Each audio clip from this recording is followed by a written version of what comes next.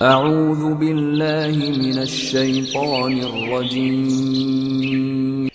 الحمد لله رب العالمين والصلاة والسلام على سيد المرسلين نبينا محمد وعلى آله وأصحابه أجمعين ومن تبعهم بإحسان إلى يوم الدين.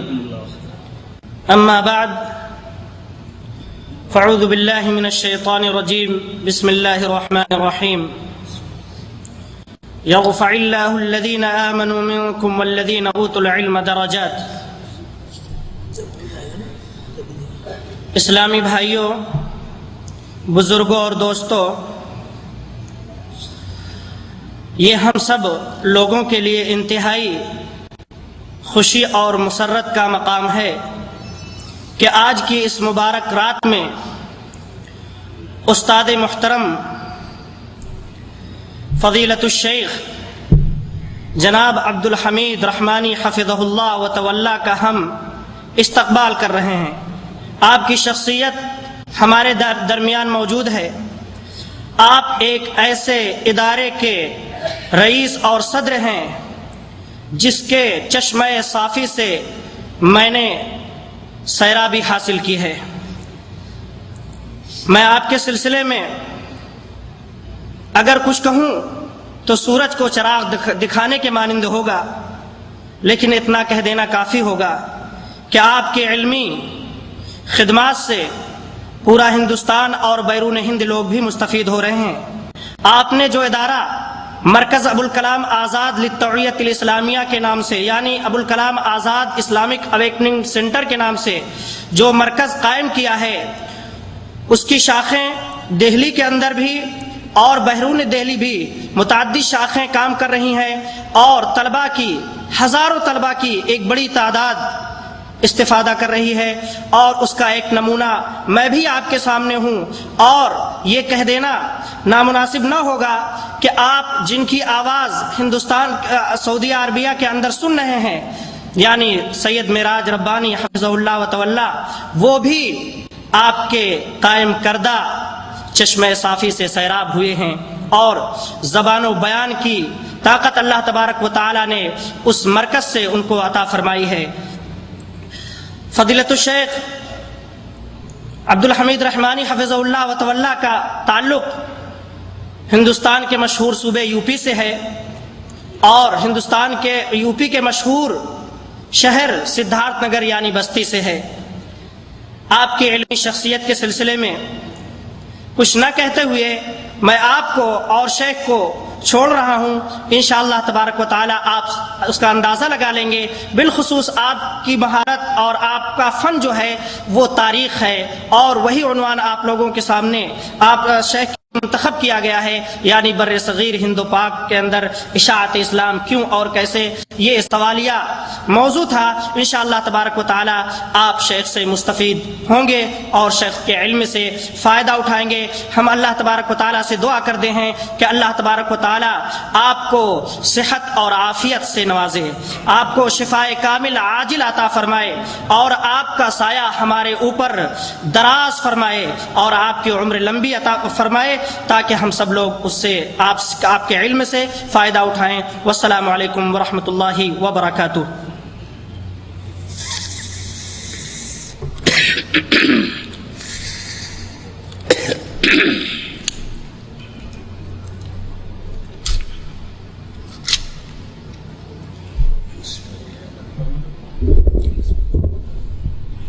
السلام علیکم ورحمۃ اللہ وبرکاتہ۔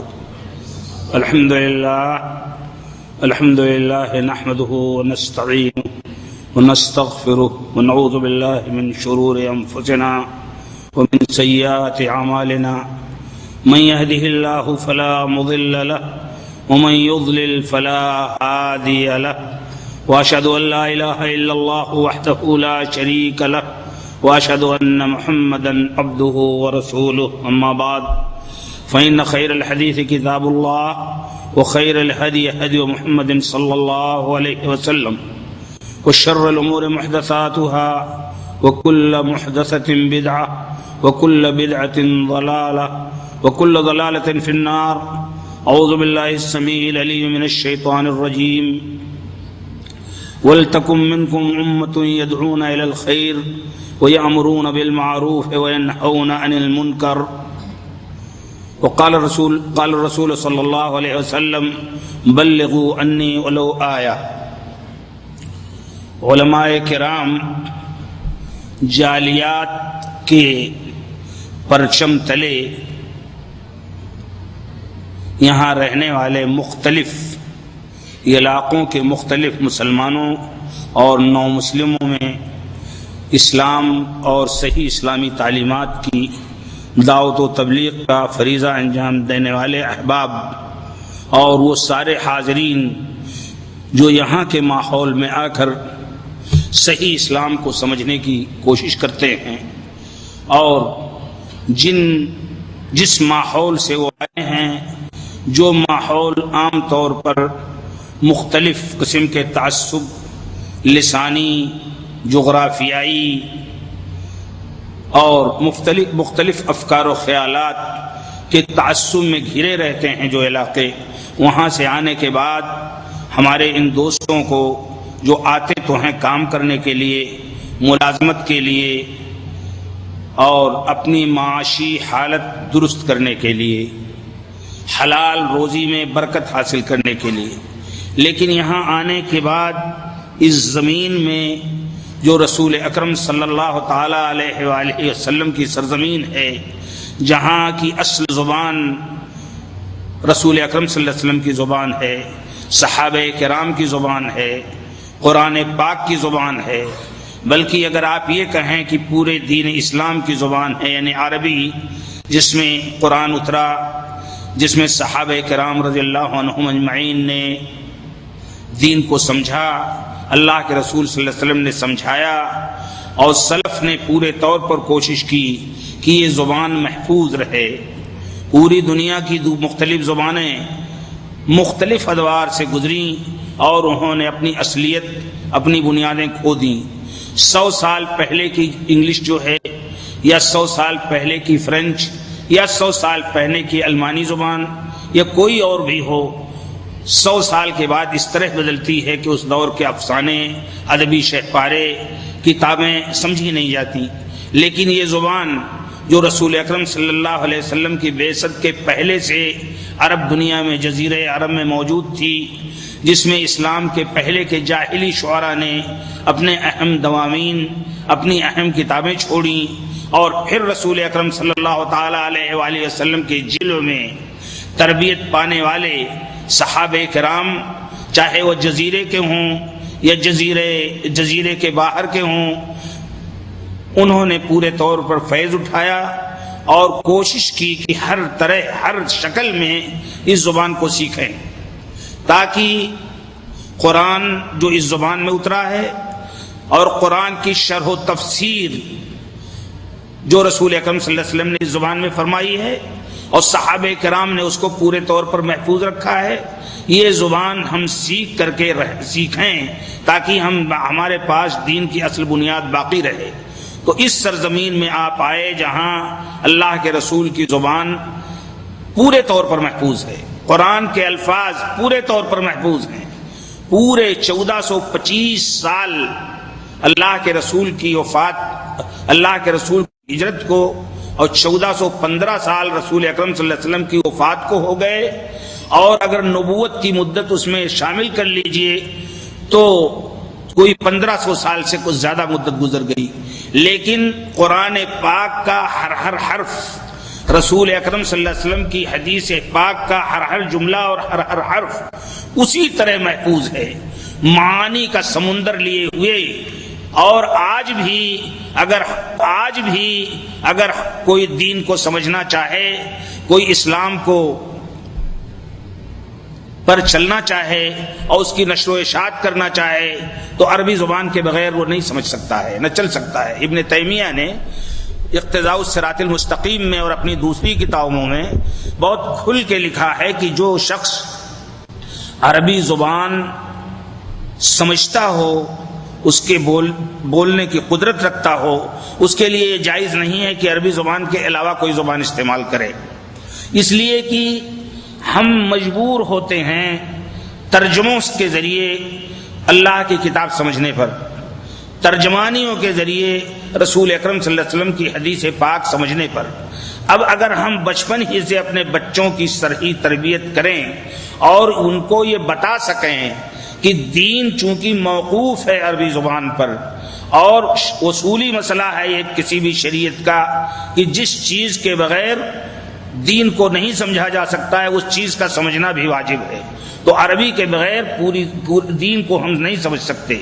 لہذا جس حد تک طاقت ہے، جو لوگ باہر سے آئے ہیں، بڑے ہو گئے، اب زبان کی وہ مشق یا زبان پر وہ قدرت ان کو نہیں ہو سکتی، وہ عبرت حاصل کریں، یہاں مسجدوں کو پکڑیں، مسجدوں میں قرآن پاک کی تلاوت کریں، علماء سے سمجھنے کی کوشش کریں، لیکن کم از کم اپنے آنے والی نسل کو تو اس قابل ضرور رکھیں کہ وہ اناڑی نہ ہو، وہ پورے طور پر اتنا ضرور اس کو عربی زبان آ جائے کہ عربی ادب اور آرٹ کی کتابیں تو چاہے وہ نہ لکھ پائے لیکن وہ قرآن پاک کو اور حدیث رسول کو، سیرت صحابہ کو اور دین کی اساسی تعلیمات کو عربی ہی کے ذریعے سمجھ سکے، تاکہ لوگ اس کو غلط انداز میں گمراہ نہ کر سکیں، غلط بات نہ کہہ سکیں۔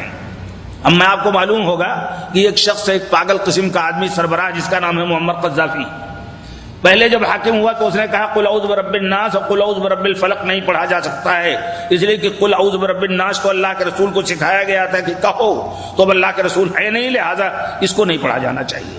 تو جہالت کبھی کبھار انسان کو یہاں تک لے جاتی ہے کہ وہ قرآن و حدیث میں تحریف کرنے لگے۔ تو بڑی خوشی کی بات ہے کہ یہاں جب آپ لوگ آتے ہیں تو اپنے معاش کے ساتھ اپنے اپنے فن، اپنے اپنے تخصص، اپنی اپنی صلاحیتوں کے اعتبار سے آپ یہاں زندگی گزار کے اپنی روزی، حلال روزی کمانے کی کوشش کرتے ہیں، وقت دیتے ہیں، مصیبتیں برداشت کرتے ہیں، ڈانٹ ڈپٹ بھی برداشت کرتے ہیں، کبھی کبھی آپ کو احساس ذلت بھی ہوتا ہے کہ کاش یہ ہمیں لوگ ذلیل نہ کرتے، لیکن یہ سب برداشت کر کے آپ دو پیسہ حلال کمانا چاہتے ہیں تاکہ لوٹ کر جب اپنے یہاں جائیں تو اپنے بچوں کی صحیح تربیت کر سکیں، اپنے بچوں کو حلال روزی فراوانی کے ساتھ کھلا سکیں، اپنے بچوں کی تعلیم و تربیت کا انتظام کر سکیں۔ یہ جیسے آپ یہ کرتے ہیں اسی طرح یہاں آنے کے بعد خود آپ کوشش کیجئے کہ اسلام کو براہ راست سمجھ سکیں، دین کو سمجھ سکیں، قرآن پاک جیسے اترا ہے اسی اعتبار سے قرآن کو سمجھ سکیں، قرآن کی جو تفسیر اس کے اولین مخاطب محمد الرسول اللہ صلی اللہ علیہ وسلم نے کی ہے، اپنے قول کے ذریعے، اپنے فعل کے ذریعے، اپنے عمل کے ذریعے وہ صحیح تفسیر آپ سمجھ سکیں، اسی عربی زبان کے ساتھ سمجھ سکتے ہیں۔ تو ہمیں یہ خوشی ہے کہ یہاں جالیات کے ذریعے آپ کے لیے جو ایک مشن آپ کے سامنے رکھا گیا ہے اور اس میں اپنے یہاں کے مختلف زبانوں کے پڑھنے پڑھانے والے لوگ آئے ہیں اور وہ کوشش کرتے ہیں کہ آپ کی زبان میں قرآن پاک کو اچھی طرح پیش کر سکیں کہ ہے کیا چیز قرآن حدیث رسول۔ تو یہاں کے ماحول کو آپ روزی کے علاوہ ایمانی روزی سے بھی آباد کریں، جیسے آپ ریال کمائیں، ڈالر کمائیں، اسی طرح ریال اور ڈالر سے زیادہ بڑی چیز قرآن کا علم ہے، عربی زبان کا علم ہے، حدیث رسول کا علم ہے، بڑوں کا احترام ہے، چھوٹوں پر شفقت ہے، صحابہ کرام کی سیرت ہے، ائمہ کرام جنہوں نے اجتہاد کے ذریعے، اپنے جد و جہد کے ذریعے، عملی اور فکری جد و جہد کے ذریعے دین کو باقی رکھنے کی کوشش کی تھی، اور وہ اتنے بے نفس اور اتنے مخلص تھے کہ بڑے بڑے شاگردوں کو جب ان کے سامنے آئے وہ شاگرد اور ان کی شان میں مبالغہ شروع کیا تو برداشت نہیں کر سکے۔ حضرت امام ابو حنیفہ رحمۃ اللہ علیہ کے سامنے ایک مرتبہ امام ابو یوسف اور امام محمد کچھ لکھ رہے تھے تو پوچھا کیا لکھ رہے ہیں آپ لوگ؟ تو استاد نے، حضرت امام نے، تو انہوں نے کہا آپ نے جو ابھی ارشاد فرمایا ہے، جو درس دیا ہے، کہا میری بات کیوں لکھتے ہو؟ جہاں سے میں نے لیا ہے یعنی قرآن پاک اور حدیث رسول وہ لکھو۔ تو اب یہاں یہ ذوق پیدا کیا جا سکتا ہے کہ آپ قرآن کی طرف رجوع کریں، قرآن کو خود پڑھیں، یاد کریں، حفظ کریں۔ یہاں کا ماحول اگر آپ مکہ مکرمہ میں جائیں، اللہ تعالیٰ آپ ہم سب کو عمرہ اور حج کی توفیق حلال روزی سے دے، اور اللہ تعالیٰ یہاں کے فتنوں سے ہمیں بچائے، تو اگر جائیں تو جا کے دیکھیں گے اگلی صفوں میں بڑے بڑے بوڑھے، بعض جن کی عمر 85-90 سال تک کی ہے، اس عمر میں بھی وہ حفظ کرتے ہیں قرآن کا، غنیمت سمجھتے ہیں۔ تو اب یہاں کا جو یہ ماحول آپ کو ملا ہے اور اس میں آئے ہیں، آپ اس ماحول کو صحیح انداز میں استعمال کرنے کی کوشش کیجیے۔ آپ کا اتنا بڑا وجود یہاں، اتنے لوگوں کا اجتماع، اس بات کی دلیل ہے کہ آپ کو دین سمجھنے، دین سیکھنے، دین پر چلنے اور دین کی تبلیغ و دعوت کا اللہ تعالیٰ نے ایک جذبہ عطا فرمایا ہے، توفیق دی ہے، اور آپ اس جذبے سے اور اس موقع سے پورا فائدہ اٹھانا چاہتے ہیں۔ یہ اللہ تعالیٰ کا بہت بڑا فضل ہے، اور اللہ تعالیٰ کا یہ بہت بڑا فضل ہے، اس کی توفیق ہے کہ ہمارے احباب مختلف مواقع پر آپ کے سامنے مختلف لوگوں کو لاتے ہیں، اس خوش فہمی، اس حسن ظن کے ساتھ، اس اعتماد کے ساتھ کہ یہ لوگ جو بات کہیں گے وہی بات کہیں گے جو دین کا مقصد ہے، جو اصل نشانہ ہے۔ اسی نقطۂ نظر سے ہمارے ان عزیزوں نے آج یہ مجلس رکھی ہے۔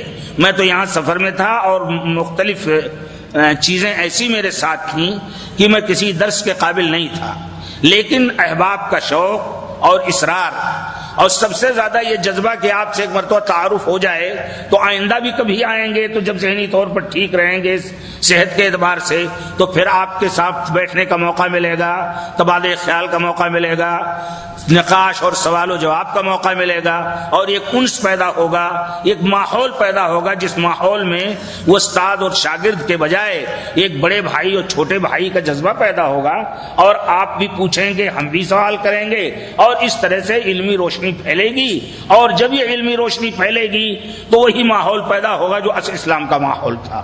اللہ تعالیٰ ہم آپ کو سب کو توفیق عطا فرمائے۔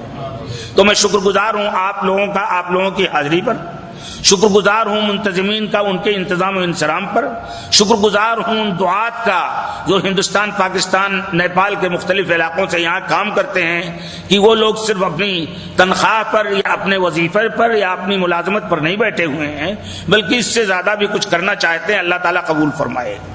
مجھے اس موقع پر جو موضوع ان لوگوں نے دیا ہے کہ ہندوستان میں اسلام کی تبلیغ کیوں اور کیسے، کیوں کا معاملہ تو بڑا عجیب ہے، اس کا جواب بھی دیتے ہوئے شرم محسوس ہوتی ہے۔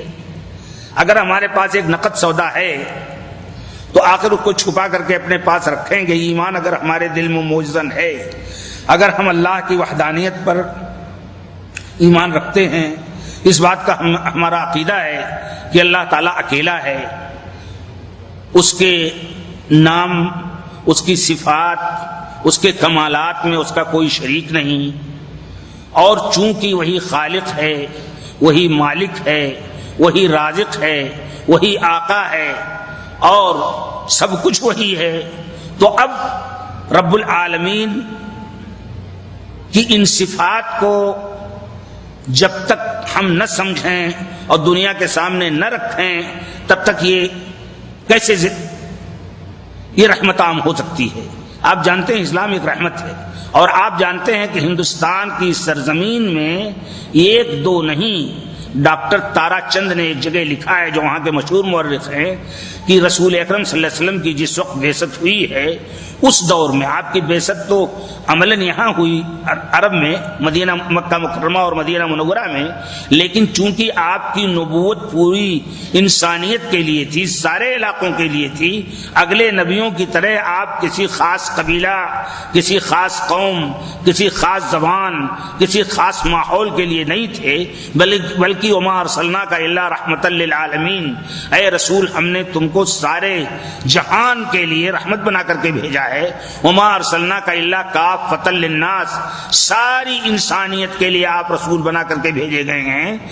تو اب اس دور کی جو ترجمانی تارا چند وغیرہ نے کی ہے کہ یہاں 33 کروڑ دیوی دیوتا تھے، وہ کہتے ہیں کہ اگر سارے دیوتاؤں کو اوپر سے نیچے تک لادا جاتا تو وہ کوئی بھی حدیث وہی ہوگی جو اللہ کے رسول سے صحیح سند سے ثابت ہو، قرآن وہی ہوگا جس پر امت کا ایمان و عقیدہ ہے. لیکن قرآن و حدیث کے علاوہ اور چیزیں جو ہیں تاریخ وغیرہ، ان میں بہت سی باتیں کمزور بھی آ گئی ہیں، مگر ان کمزور باتوں میں بھی بعض چیزیں بڑی اہم ہیں اور تاریخی طور پر وہ ثابت ہیں. تاریخ کے اس واقعے کو بہت سے مورخین نے ذکر کیا ہے کہ انڈونیشیا میں اسلام پھیلنے کا ذریعہ یہ بنا کہ کوئی نوجوان مچھیرا جزیرے عرب کا سمندر میں وہ بادبانی کشتی کے ذریعے شکار کرنے جا رہا تھا مچھلی وغیرہ کا. اتفاق سے طوفان آیا اور وہ طوفان اس کی بادبانی کشتی کو گھسیٹ لے گیا دوسری طرف، اور گھسٹتے ہوئے تیرتے ہوئے وہ انڈونیشیا میں پہنچ گئی. نہ وہاں کی زبان سے واقف، نہ وہاں کے حالات سے واقف، نہ وہاں کا کوئی رشتہ دار، مگر وہ تھا مسلمان، وہ تھا عرب، وہ تھا قرآن کا سمجھنے والا، وہ تھا حدیث رسول کا سمجھنے والا، اور سمجھنے ہی والا نہیں، قرآن و حدیث پر عمل کرنے والا تھا. اس لیے وہ آگ لگی ہوئی تھی اس کے دل میں، یہ قرآن و حدیث کیسے پھیلائیں. تو ایک مچھیرے کو بھی یہ فکر تھی کہ میں اس سے مچھلی کا شکار تو کروں گا نہیں، مچھلی کا شکار اپنے پیٹ کے لیے میں کر رہا ہوں، لیکن اپنی روح کے لیے، اپنے قلب کے لیے مجھے اور کچھ کرنا چاہیے، اور وہ یہی ہے کہ میں اللہ فلان کی بات کے بجائے حضرت رسول اکرم صلی اللہ علیہ وسلم کی سنت، حدیث اور قرآن پاک کو پہنچاؤں. اس کی کشتی جا ٹکرائی انڈونیشیا کے کسی جزیرے سے، وہاں اترا کوئی جان پہچان نہیں. قصہ میں مختصر کر رہا ہوں. ہوا یہ کہ کسی بوڑھی عورت کے پاس وہ پہنچ گیا کسی طرح سے، وہ نوجوان لڑکا تھا، ابھی تک مسیں بھی نہیں بھیگی تھی اس کی. وہاں جب پہنچا تو اب کوئی جائے پناہ نہیں ملی، اور اس بوڑھی عورت کے پاس کوئی اولاد نہیں تھی. وہ جب بڑی خوشی ہوئی کہ ایک خوبصورت سا لڑکا نوجوان ابھی مسیں بھی نہیں بھیگی ہیں آ گیا بہتا بہادا، چلو میرے لیے سہارا بن جائے گا. چنانچہ اس کے ہاں رہنے لگا. وہاں انڈونیشیا میں ایک بڑی خطرناک صورت تھی جو معاف فرمائیے کہ اب مسلمانوں میں بھی آ گئی ہے، ہندوؤں کے بجائے اور بت پرستوں کے بجائے ان توحید کے دائیوں کے پاس بھی آ گئی ہے، وہ ہے پیر پرستی. وہاں جب پہنچا تو پتہ چلا کہ سمندر میں جوار بھاٹا آتا ہے، تو جب سمندر کا سیلاب اونچا آتا ہے تو اسے صحیح کرنے کے لیے، تاکہ لوگ سیلاب کی مصیبتوں سے بچ سکیں، ایک لڑکی کوئی اس پر قربان کر دی جاتی ہے تاکہ سمندر کا طوفان ختم ہو جائے. اس کی تربیت ہوئی تھی اس ماحول میں، عربوں کے ماحول میں، قرآن کے ماحول میں، حدیث کے ماحول میں. اس قسم کی افواہات اور خرافات سے اسے کیا مطلب؟ حیرت زدہ رہ گیا. ہوتے ہوتے بات آئی اس بوڑھیا کی، وہ جو لڑکی تھی، کہ آج اس کی باری ہے، وہ جائے گی. پوچھا اس نے، سمجھنا چاہا، تب تک زبان بھی سمجھنے لگا تھا. آپ جانتے ہیں زبان کی ایک عجیب بات ہے، میں آپ لوگوں سے بتا دوں تاکہ آپ سمجھ سکیں. جب تک آپ یہاں اپنی مقامی زبان بولتے رہیں گے، بنگلہ، پنجابی، ہندی اور اسی طریقے سے برج بھاشا جو بھی، تب تک آپ کو عربی نہیں آئے گی. اب اگر آپ بیٹھ کر کے عربی ہی بولیں تو دھیرے دھیرے دھیرے دھیرے عربی کا ذوق ہو جائے گا. جہاں بھی آدمی جاتا ہے ضروریات اس کو بتا دیتی ہیں، تو وہاں رفتہ رفتہ وہاں کی زبان بھی اس کو سمجھ میں آنے لگی. پتا چلا، روتی تھی بڑھیا، تو پتا چلا اس کو کہ پوچھا اس نے، آپ کیوں رو رہی ہیں؟ اس نے پوری کہانی بتائی کہ آج کل میری لڑکی کی باری ہے اور میرے پاس ایک ہی لڑکی ہے بیٹا. لڑکے کو ذہین بچہ تھا، وہ سمجھ گیا کہ کوئی بہت بڑی چال ہے، بہت بڑی غلط حرکت ہے. چنانچہ اس لڑکے نے کہا کہ اماں میں ایک قربانی دینا چاہتا ہوں. کہا وہ کیا بیٹے؟ کہا میں اپنی بہن کا لباس پہن کے اسی شکل میں، ابھی میں اپنا چہرہ، اپنا مہرہ اپنی اس طرح سے بنا کے میں چاہتا ہوں کہ جب پروہت آئیں تو مجھے لے جائیں. کہا بیٹا میں تو بیٹی کو رو رہی تھی، اور اب میں بیٹے کو بھی کھو دوں؟ میری بیٹی جانے دو، تم بیٹے تو مل گئے ہو. بیٹا ہمیشہ بظاہر چاہے کتنا بھی نافرمان ہو، لیکن ماں باپ کا سب سے لاڈلا ہوتا ہے. بیٹی کو نظر انداز کرتی ہیں قومیں، اور بیٹے کو سر پہ اٹھاتی ہیں، چاہے روزانہ مارے، روزانہ تکلیف دے. اور یہ حقیقت بھی ہے کہ موجودہ دور میں، افراد دور میں، لڑکیوں کا، بیچاروں کا ہم لوگ حق غصب کرتے ہیں، اور لڑکوں کو سر پر اٹھاتے ہیں، اور خدمت سب سے زیادہ لڑکیاں ہی کرتی ہیں. بہرحال اسے تکلیف ہوئی، لیکن لڑکا ضدی تھا، عرب تھا. کہا نہیں ماں مجھے جانے دو. تیاری کی اس نے، کپڑا ہر چیز. جب پروہت آئے لینے تو وہ چلتا بنا. اب وہاں جب پہنچا تو اس نے اپنی آنکھیں بند نہیں رکھی، اس لیے کہ کوئی غلط قسم کی عقیدت تقدیس کی یہ پیر صاحب ہیں، لہذا ان کی ہر بات جائز ہے، ہماری لڑکیاں بھی ان سے مساوا کریں، ان کے سر پر ہاتھ پھیریں، لڑکیاں بھی ان کی تنہائی کے کمرے میں جائیں۔ اس قسم کی چیز نہیں تھی، عرب آزاد تھے۔ اللہ کے رسول صلی اللہ علیہ وسلم نے فرمایا تھا کہ کوئی اجنبی مرد کسی اجنبی عورت سے مساوا نہ کرے، ان ساری قدروں سے واقف تھا، تو ہر طرف وہ نظر رکھے ہوئے تھا کہ ہے کیا قصہ۔ لے کر کے گئے، میں بہت مختصر کر رہا ہوں اس واقعے کو، لیکن میں چاہتا ہوں کہ سمجھیں آپ کہ اسلام کیسے پہنچا اور کیوں پہنچا اور کیا صورت ہوئی۔ تو جب وہاں اندر پہنچا، تہخانے میں لے گئے، تو تہخانے میں وہ اپنے پاس کوئی چھری چھپا کر کے ایک لیتا گیا تھا، کیونکہ عرب شکاری، وہ بھی شکار کرنے گیا تھا، تو ظاہر تیاری تو کچھ ہوگی۔ ہم عجیب ہیں کہ ہمارے سارے ہتھیار چھن چکے ہیں ہم سے، علم کا، عقیدے کا، فکر کا، سب۔ تو وہاں پہنچا وہ، اور وہاں اندر اب ایک طرف سے لے کر کے گئے آخری پروہت کے کمرے میں، وہاں پہنچایا۔ اب پہنچنے کے تھوڑی ہی دیر کے بعد شراب وغیرہ کا دور اس نے شروع کیا پروہت نے۔ اس نے نہایت خوبصورتی کے ساتھ جلدی سے جھٹکا دیا، اور جھٹکا دے کر کے اس پروہت کو صاف کر دیا، اور گردن کاٹ کر کے اپنے ایک رسی میں اپنے گردن میں لٹکا لیا۔ اور پھر اس کے بعد وہاں سے چلتے ہوئے تلاش کرتے کرتے آخری تہخانے میں پہنچا، جہاں پوری لڑکیاں بھری ہوئی تھیں، وہی لڑکیاں جن کو قربانی کے نام سے لے جاتے تھے، اور وہی لڑکیاں پورے طور پر ان کی ہوس کا نشانہ تھیں، ہوس کا نشانہ۔ چنانچہ وہاں جا کر کے اس نے کہا، یہ دیکھو، یہ پروہت جس نے تمہیں اپنے ہوس کا نشانہ بنایا ہے، اس کو میں نے ختم کر دیا ہے، اور تم لوگ بھاگو، نکلو یہاں سے۔ نکالا اس نے۔ پھر بادشاہ کے دربار میں بات آئی، اور پھر صورتحال پہنچی۔ نتیجہ یہ ہوا کہ اس جزیرے کا بادشاہ بھی مسلمان ہو گیا اس کی اس کوشش سے۔ اور پھر انڈونیشیا، آپ جانتے ہیں اس وقت مسلم آبادی سب سے زیادہ پوری دنیا میں سب سے زیادہ ہندوستان میں ہے، اور دوسرے نمبر پر انڈونیشیا ہے، تیسرے نمبر پر پاکستان یا بنگلہ دیش ہوگا۔ تو اب وہ پورا انڈونیشیا، یہ اور بات ہے کہ بعد میں خرافات اور پیروں کا نظام پھیلا، تو وہاں بھی انڈونیشیا میں بھی مصیبتیں آئیں۔ تو ایک مچھیرے کو یہ شوق تھا اسلام پہنچے، ایک مچھیرے کے اندر یہ جذبہ تھا، وہ سمجھ رہا تھا کہ اللہ کے رسول نے فرمایا ہے بلغوا انی ولو آیا، ایک بات بھی تمہیں معلوم ہو تو پہنچاؤ۔ وہ سمجھ رہا تھا پورے طور پر کہ اللہ کے رسول صلی اللہ علیہ وسلم نے فرمایا ہے کہ کوئی بھی اینٹ پتھر کا گھر ہو یا اون کا گھر ہو یا کپڑے کا کوئی خیمہ ہو، اس میں اسلام ضرور پھیلے گا۔ وہ چاہتا تھا، اور اس دور کے سارے جوان چاہتے تھے کہ اس طرح اسلام پھیلے۔ تو صحابہ کرام نے وہ وتیرہ اپنایا، ہر جگہ اپنی بستی بناتے تھے، وہ جاتے تھے تجارت کرنے۔ آپ کو شاید معلوم ہو، یہاں ملبار کے لوگ ہوں گے، اور یہاں گجرات اور مہاراشٹر کے لوگ بھی ہوں گے، یہاں تمل ناڈو کے لوگ بھی ہوں گے۔ یہ عرب یہاں سے، اس علاقے سے تجارت کرنے کے لیے جاتے تھے، اور وہاں پہنچ کر کے ناریل کا درخت خود کاٹتے تھے، اور اس کے تنے کو چیر کر اس سے کشتی بناتے تھے، اور ناریل کا پھل توڑتے تھے، اور وہاں سے گرم مسالہ اور وہاں سے لونگ اور اسی طریقے سے وہاں کی نعمتیں قہوہ اور چائے سب لے کر کے اور کشتیوں کے ذریعے آتے تھے اور ریڈ سی کے ذریعے یورپ تک پہنچ کر کے وہ تجارت کرتے تھے. تو جب وہ اس تجارت کے لیے جاتے تھے تو صرف یہ سودا خرید کر کے نہیں بیچتے تھے بلکہ وہاں پہنچنے کے بعد وہ کوشش سب سے پہلے تو ان کی زبان سے کسی دعوت کی ضرورت تھی نہیں, عملی طور پر وہ اتنے متدین, اتنے سچے, اتنے امانت دار, اتنے شریف اور اپنے لوگوں کے لیے, انسانیت کے لیے اتنے اہم تھے کہ سب لوگ خود متاثر ہوتے تھے اور مجبور ہوتے تھے کہ ان کا اسلام قبول کریں. آپ کو شاید معلوم ہوگا غالباً قادسیہ کا واقعہ ہے یا کہاں کا, وہاں کے لوگوں سے اس شرط پر اسلامی دولت نے مصالحت کی تھی کہ تم اتنا ٹیکس ادا کیا کرو. ٹیکس کا یہ مطلب نہیں تھا کہ کوئی ٹیکس اس انداز کا جیسے آپ کا مال کوئی غصب کر لے جیسے ہندوستان, پاکستان یا اور ممالک میں ہوتا ہے. ٹیکس کا مطلب یہ ہوتا تھا کہ اتنا جزیہ ایک چمنی اٹھنی برابر وہ لیتے تھے سال بھر کے لیے تاکہ ان کی حفاظت کر سکیں, ان کو کوئی قتل نہ کرے, ان پر کوئی ظلم نہ کرے.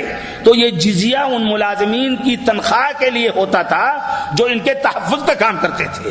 یہی وجہ ہے کہ امیر المومنین والخطاب کے دور میں ایک بستی ایسی ہوئی جس کی حفاظت نہیں کر سکے وہ لوگ, تو انہوں نے کہا کہ نہیں تم اپنا ٹیکس واپس لے لو, ہمیں نہیں ضرورت ہے اور ہم تمہاری حفاظت نہیں کر پائیں گے. تو یہ ٹیکس تھا, ایک طرح کی مزدوری تھی تاکہ ان کا تحفظ کر سکیں. تو اسی طرح کی صورت تھی ایک علاقے کے بارے میں کہ وہ لوگ ٹیکس دیتے تھے لیکن ایک دن انکار کر دیا انہوں نے. خلافت بنو امیہ کے آخری دور میں جب عربیت اور اسلام کی سچائی مٹنے لگی, وہ ختم کر دیا انہوں نے وہاں, تو پوچھا لوگوں نے، جو لوگ وصول کرنے گئے تھے جزیہ، کہ بھئی تم لوگ کیوں جزیہ نہیں دے رہے ہو؟ تو کہا اگلے لوگ جو آتے تھے وہ رات بھر بیٹھ کر کے عبادت کرتے تھے اللہ کی، روتے تھے اور رات بھر تہجد پڑھتے تھے اور پوری رات ان کی عبادت میں گزر جاتی تھی، بہت کم کھاتے تھے، بہت کم بھی پیتے تھے، اس لیے نیند کا خمار بھی ان پر نہیں ہوتا تھا، لیکن ان کا خوف اور رعب ایسا تھا کہ ہمیں ڈر لگتا تھا کہ اگر نہیں دیں گے تو یہ ہمیں ختم کر سکتے ہیں، کسی وقت بھی ختم کر سکتے ہیں۔ اور اب تم جو آئے ہو رات بھر کھا کر کے خوب زیادہ پیٹ بھر کے سوتے ہو، نہ تمہیں تلاوت قرآن سے کوئی مطلب ہے، نہ تم کو تہجد سے کوئی مطلب ہے، تو جب شکل یہ ہے کہ تم بھی ہمارے برابر ہو گئے اپنے امانت میں اور اپنے سارے معاملات میں، تو اب کس چیز کا ہم ٹیکس دیں تم کو؟ تمہاری حیثیت ہم سے اونچی ہو تو ہم دیں۔ تو مقصد یہ ہے، یہ چیز ہوئی ہمیشہ کہ ان لوگوں نے عملی طور پر پوری دنیا میں جہاں گئے اپنے عمل، اپنے کردار، اپنے چہرے مہرے، اپنے سلوک اور اپنی شرافت سے ساری چیز پھیلائی۔ آپ کو معلوم ہوگا کہ امیر المومنین الخطاب رضی اللہ تعالیٰ عنہ نے ایک مرتبہ اپنے ساتھ بیٹھنے والے صحابہ سے کہا کہ بھئی ہمیں کسی جگہ کا ایک گورنر بنانا ہے، فلاں جگہ گورنر بنانا ہے، چنانچہ لوگوں نے اشارہ کیا کہ فلاں ٹھیک ہے، فلاں ٹھیک ہے، فلاں ٹھیک ہے۔ تو انہوں نے پوچھا کہ کیا تم نے اس کے ساتھ کوئی مالی معاملہ کبھی کیا ہے، لین دین؟ کہا نہیں۔ کہا کبھی پڑوس میں رہے ہو؟ کہا نہیں۔ کہا کبھی اس کے ساتھ ٹور میں رہے ہو، سفر کیا ہے؟ کہا نہیں۔ تو کہا یہی تو محک، یہی تو کڑسوٹی ہے کسی آدمی کے پہچاننے کے لیے کہ لین دین میں پختہ ہے کہ نہیں، سفر میں وہ مخدوم تو نہیں بنتا ہے، باس تو نہیں بنتا ہے، بلکہ خدمت کرتا ہے۔ اور اسی طریقے سے جب وہ پڑوس میں رہتا ہے تو پورا سلوک پڑوسی کے ساتھ، بجائے اس کے کہ پڑوسی کو ستائے، اور جیسا کہ اللہ کے رسول نے فرمایا ہے کہ اللہ کی قسم وہ شخص مومن نہیں ہو سکتا، اللہ کی قسم وہ شخص مومن نہیں ہو سکتا، اللہ کی قسم وہ شخص مومن نہیں ہو سکتا جس کے پڑوسی اس کی ہلاکتوں سے، تباہیوں سے محفوظ نہ رہیں۔ تو جب تک ان تین چیزوں پر کسی کو نہ آزماؤ تب تک وہ کیسے خلق خدا کی خدمت کرے گا؟ تو یہ چیز ان صحابہ کرام میں، تابعین میں، خیر القرون کے لوگوں میں، جن کے بارے میں اللہ کے رسول صلی اللہ علیہ وسلم نے فرمایا تھا خیر القرون قرنی ثم الذین یلونہم ثم الذین یلونہم، سب سے بہتر زمانہ میرا زمانہ ہے، اس کے بعد وہ لوگ جو مجھ سے میرے بعد ہیں، یعنی صحابہ، اس کے بعد تابعین۔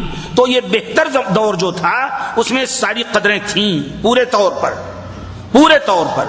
صحابی ایک بیان کرتے ہیں کہ ایک دور تھا کہ ہر شخص امانت اور سچائی کا نمونہ تھا۔ آج جب کوئی ایک امین آدمی مل جاتا ہے تو ہم لوگ ذکر کرتے ہیں کہ فلاں بستی میں فلاں شخص ہے جو امانت دار ہے، اس سے معاملہ سمجھو۔ یہ صورت ہوئی، اور اب ہمیں تلاش کرنا پڑتا ہے کہ کوئی امانت دار آدمی مل رہا ہے یا نہیں، کوئی سچا آدمی ہے جو مل رہا ہے۔ تو اس دور میں صحابہ کرام رضی اللہ عنہم اجمعین نے پورے طور پر یہ بات سمجھی کہ دین ابراہیمی جو آیا تھا اور حضرت ابراہیم علیہ السلام نے جس طرح خانہ کعبہ قائم کیا تاکہ یہ توحید کا مرکز زندہ رہے، اور پھر حضرت ابراہیم اور حضرت اسماعیل علیہ السلام کے بعد مختلف قومیں جس طرح سے بت پرستی میں مبتلا ہوئیں، شروع تو حضرت نوح علیہ السلام سے یہ چیز شروع ہو گئی تھی، ان کے دور سے، کہ وہاں کچھ لوگ تھے یغوث، یعوق، نصر وغیرہ بڑے بڑے بزرگ، جب وہ لوگ مر گئے تو وہاں کے لوگوں نے اپنی عقیدت میں ان کے بت تراش لیے اور پوجنے لگے۔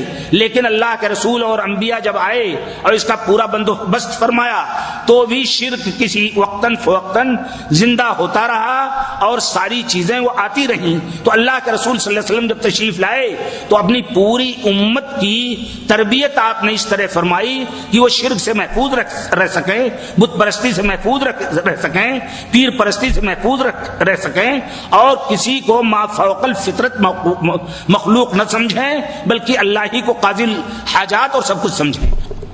تو جو تربیت اللہ کے رسول صلی اللہ علیہ وسلم نے اپنے صحابہ کی تھی، اس تربیت کا یہ نتیجہ تھا کہ وہ جہاں بھی پہنچے ہر جگہ انہوں نے یہ ذمہ داری سمجھی کہ ہمیں شرک کے خلاف، کفر کے خلاف، بدعت کے خلاف، اور سنت جہاں پورے طور پر موجود نہیں ہے، سنت کی نشر و اشاعت کے لیے پوری جد و جہد کرنی چاہیے۔ ہندوستان کی سرزمین کا تعلق اس وقت سمندر کے ورے جزیرے سے قریب ہی تھا، کوئی بہت زیادہ دور نہیں تھا. اس طرف یمن کے راستے سے، کسی طرف اور راستے تھے، اور تجارتی تعلقات جیسا کہ میں نے بتایا ان لوگوں کے ساتھ تھے عربوں کے. تو جب یہاں کی بت پرستی دیکھی انہوں نے تو سب سے زیادہ اس پر زور دیا. چنانچہ امیر المومنین عمر الخطاب رضی اللہ تعالیٰ عنہ کی خلافت ہی کے دور میں کچھ فاتحین آئے اور انہوں نے سندھ وغیرہ کے علاقے میں، دیبل کے علاقے میں اور بمبئی کے سواحل پر دعوت و تبلیغ کا کام کیا. حضرت عمر کے دور میں تین شخص آگے بڑھے، ابو الحکم بن عاص وغیرہ، اور جنہوں نے پوری کوشش کی.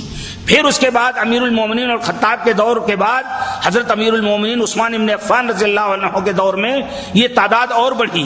پھر حضرت علی کے دور میں کچھ فتنے جاگے، لیکن اس کے بعد امیر معاویہ رضی اللہ تعالیٰ عنہ کو جب دور ہوا اور فتنے کم ہوئے اور حکومت اور مضبوط ہوئی تو بنو امیہ نے جد و جہد کی. چنانچہ امیر معاویہ کے بعد جو بنو امیہ کا دور آیا اس میں ولید بن عبد الملک کے دور میں حجاج ابن یوسف جب وہاں کے گورنر بڑے مشرقی صوبوں کے، بمبئی کے، اس طرف ہندوستان کے، سندھ کے، بلوچستان کے، تو اس دور میں جب ظلم کیا وہاں کے لوگوں نے، جو لوگ دعوت و تبلیغ کے لیے، جو لوگ تجارت کے لیے سری لنکا گئے تھے یا جنوبی ہند گئے تھے سمندر کے راستوں سے، ان پر ظلم ہونے لگا. اور ایک مرتبہ ایک قافلہ وہاں سے سرندیپ سے لوٹ رہا تھا سیلون کے علاقے سے، تو دیبل کی کراچی، دیبل کی بندرگاہ پر جو کراچی ہی کی ایک پرانی شکل تھی، وہاں راجہ داہر نے حملہ کر کے ڈاکو اٹھائے اور قتل کیا عورتوں کو بھی. عورتیں چیخیں اور سارے مسائل ہوئے. ولید بن عبد الملک تک کی آواز پہنچی. چنانچہ ولید بن عبد الملک نے حجاج سے کہا کہ تم مشرقی صوبے کے، مشرقی زون کے تم ذمہ دار ہو، تم کو بندوبست کرنا چاہیے. ہماری لڑکی اور ہمارے لڑکے اور ہمارے جوان جو دین کی دعوت کو لے کر کے گئے تھے، جو تاجر ہیں، جو امن پسند ہیں، جن سے کوئی چیز شر ظاہر نہیں ہوئی، ان پر کیسے وہاں کے ایک ڈاکو نے حملہ کیا. چنانچہ محمد بن قاسم ایک 19 سال کا نوجوان منتخب کیا گیا اور وہ گئے. اور آپ کو معلوم ہے سندھ اور ملتان میں سب سے پہلے اسلام پھیلا محمد بن قاسم کے دور میں. یہ وہی دور تھا جب اسلام کی اصلی شکل زندہ تھی. وہ بہتر دور تھا جس میں قرآن پاک، حدیث رسول، سنت رسول، یہ ساری چیزیں جتنی تھیں ابھی تر و تازہ تھیں. ابھی تک عجمیت، ابھی تک غیر اسلامی رسوم ان میں نہیں آئے تھے. آپ کو معلوم ہے کہ ہمارے ائمہ مجتہدین جو بعد میں جنہوں نے دین کی عظیم الشان خدمات کی، اپنے اپنے ذوق اور مسلک کے اعتبار سے وہ ائمہ مجتہدین، ان کا کوئی ذکر اس وقت تک نہیں تھا. حضرت امام اعظم ابو حنیفہ رحمۃ اللہ علیہ، امام ابو یوسف، امام ظفر اور امام محمد کے استاد، ان کی صورت یہ تھی 80 ہجری میں پیدا ہوئے. حضرت امام ابو حنیفہ رحمۃ اللہ علیہ 80 ہجری میں اور 150 میں وفات ہوئی. اب اگر 80 ہجری میں پیدا ہوئے تو بہت جلدی اگر ان کے شاگرد پھیلنے لگے ہوں گے تو 120-30 میں پھیلے ہوں گے. بھئی جس روز پیدا ہوئے اسی وقت کیسے پھیلیں گے؟ حضرت امام مالک رحمۃ اللہ علیہ سن 79 میں پیدا ہوئے، حضرت امام شافعی 150 میں پیدا ہوئے، اور حضرت امام احمد بن حنبل کے سن میں پیدا ہوئے. بھائی 194 یا 164 میں. تو ان لوگوں کے پہلے وہ مختلف ٹولیاں، مختلف فرقے، مختلف افکار، مختلف لوگوں کی طرف انتساب نہیں تھا. یہاں تک کہ شاہ ولی اللہ محدث دہلوی جو اپنے آپ کو باقاعدہ کھل کر کے کہتے ہیں کہ میں حضرت امام ابو حنیفہ رحمۃ اللہ علیہ کے مسلک پہ چل رہا ہوں، انہوں نے بتایا ہے کہ 64 صدی ہجری کے پہلے کوئی مذہب تھا ہی نہیں. ایسے ہی مشہور فلسفی ابن خلدون تو اس دور میں تاجروں کے ذریعے، مجاہدین کے ذریعے، صحابہ کرام کے ذریعے اور سفر کرنے والے لوگوں کے ذریعے جو شکل پہنچی وہ بالکل اصلی اسلام کی شکل تھی. اسی لیے امام بشاری مقدسی جن کی کتاب احسن التقاسیم فی معرفت البلاد والاقانیم، جغرافی کی سب سے مستند کتاب، آج بھی یورپ اور امریکہ اور ایشیا میں مانی جاتی ہے اور افریقہ میں ہر جگہ. انہوں نے کھل کر کے لکھا ہے کہ میں 375 میں گیا سندھ اور ملتان میں، تو وہاں یا تو کچھ لوگ ایسے ملے جو حضرت علی کی طرف اپنے آپ کو منسوب کرتے تھے، اور بقیہ لوگ جو ملے وہ سب کے سب اپنے آپ کو حدیث کی طرف منسوب کرتے تھے، یعنی حدیث کہتے تھے. محمود غزنوی کے دور میں قفال مروزی، شہاب الدین غوری کے چھوٹے یا بڑے بھائی شمس الدین غوری کھل کر اپنے سلسلے میں اپنے لوگوں سے، مورخ فرشتہ نے بھی، چشنامے والے نے بھی، سب نے لکھا ہے کہ کھل کر اپنے آپ کو منسوب کرتے تھے حدیث کی طرف کہ میں کسی کی تقلید کی طرف نہیں جا رہا ہوں، اور خود ان ائمہ کرام نے اپنی تقلید سے روکا تھا۔ حضرت ابو حنیفہ رحمۃ اللہ علیہ نے، ابھی میں نے ذکر کیا، انہوں نے امام ابو یوسف اور امام محمد سے کہا کہ تم کیا لکھ رہے ہو؟ کہا آپ کے اقوال کا وہ لکھو جہاں سے میں لے رہا ہوں، یعنی قرآن و حدیث۔ اور امام ابو حنیفہ رحمۃ اللہ علیہ کھل کر فرمایا کہ جب صحیح حدیث ہو جائے تو وہی میرا مذہب ہے۔ امام شافعی رحمۃ اللہ علیہ نے فرمایا کہ اگر کوئی قول میرا حدیث کے متعارض ہو تو میرے قول کو دیوار پہ پھینک دو۔ امام مالک رحمۃ اللہ علیہ نے فرمایا کہ ہر ایک کی کچھ باتیں چھوڑ دی جائیں گی، کچھ باتیں لی جائیں گی، سوائے اس قبر والے یعنی محمد الرسول اللہ صلی اللہ علیہ وسلم کی، کہ آپ کی ہر بات واجب ہے اور کوئی بات چھوڑی نہیں جا سکتی ہے۔ اور احمد بن حنبل نے تو اور کھل کر کے کہا کہ نہ تو میری تقلید کرو نہ اوزاعی کی۔ تقلید کا مطلب یہ تھا، اس دور میں تقلید کی یہ شکل تھی بھی نہیں جو آج کل ہے، تکفیر کی حد تک۔ خانہ کعبہ میں یہ جو عبدالعزیز جب غالب آئے، فہد کے باپ عبدالعزیز، عبداللہ اور فہد کے باپ، تو خانہ کعبہ میں 4 مصلے ہوتے تھے بیک وقت، کبھی کبھار چاروں جگہ نماز ہوتی تھی۔ وہ تو تھوڑا سا مسلکی اختلاف، تو مثلا عصر کی نماز ہمارے احناف بھائیوں کی لیٹ ہوتی ہے، وہ لیٹ ہوتی ہوگی، لیکن فجر کی نماز ایسے ہی فجر کی اسفار میں ہے، مگر شافعی اور حنبلی اور مالکی کی نماز فجر کی تو بالکل غلط میں سب کی ہوتی تھی، بیک وقت سب پڑھتے تھے۔ اور جب عبدالعزیز آئے تو انہوں نے کوشش کی کہ یہ خانہ کعبہ جو تنہا اللہ کی عبادت کے لیے اور تنہا رسول اکرم صلی اللہ علیہ وسلم کی اطاعت کے لیے بنا ہے، اس میں چیزیں کیسے ہوں۔ چنانچہ انہوں نے 4 مصلے جب ختم کیے تو ایک بہت بڑے عالم تھے شیخ محمد نصیف رحمۃ اللہ علیہ جدہ کے، ان سے گئے اور ان سے کہا کہ بھائی دیکھو، میں نے سارے 4 مذاہب کے مصلوں کو ختم کر دیا ہے، اب اگر ہم اپنے علماء پر بھروسہ کریں تو کہیں گے حنبلی مصلح قائم کر دیجئے، تو اس کا مطلب یہ ہوا کہ ہم نے بقیہ فقہا کو تو بھلا دیا، صرف امام احمد کو یاد رکھا۔ اس لیے تم ایسا کرو، مجھے ایسے امام دو اہل حدیث جو نہ حنبلی ہوں، نہ شافعی ہوں، نہ مالکی ہوں، نہ حنفی ہوں، وہ تاکہ وہ کسی مسلک کی دوسرے کی اتباع نہ کریں بلکہ صرف قرآن و حدیث پر چلیں۔ چنانچہ انہی کی کوشش سے محمد بن عبد الرزاق حمزہ اور عبد الظاہر ابو السمح اور تقی الدین ہلالی، اور اسی طریقے سے ہندوستان کے ایک تھے عبداللہ مظہر جو عبد الرحمن مظہر کے بھائی تھے، وہ لوگ ائمہ ہوئے۔ پھر اس کے بعد خلیفی کا دور آیا، پھر عبد المحیمن کا دور آیا، اور پھر ان لوگوں کے بعد محمد بن سبیل اور عبداللہ خلیفی وغیرہ کا تاریخ ہے۔ اس تاریخ میں زیادہ نہیں جانا چاہتا کیونکہ موضوع محدود ہے، اور اس کے باوجود میں ادھر ادھر تیر رہا ہوں اس لیے کہ موقع تو ملا نہیں کہ اچھی طرح کسی چیز کو باقاعدہ نوٹ کیا جائے۔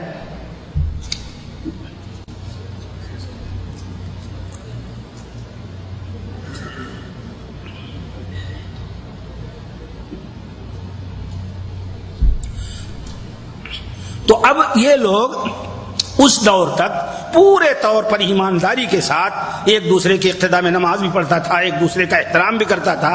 ائمہ کرام حضرت امام شافعی نے امام ابو حنیفہ کی تعریف میں، امام احمد نے امام شافعی کی تعریف میں، اور امام شافعی اور امام احمد نے امام مالک کی تعریف میں، سب لوگوں نے اختلافات معاصرت تھی، اس کے باوجود دین کے کسی معاملے میں جیسے صحابہ کرام کا معاملہ ہے پورے طور پر امت کا اتفاق ہے اور قرآن و حدیث کا اجماعی مسئلہ ہے کہ صحابہ کبھی دین کے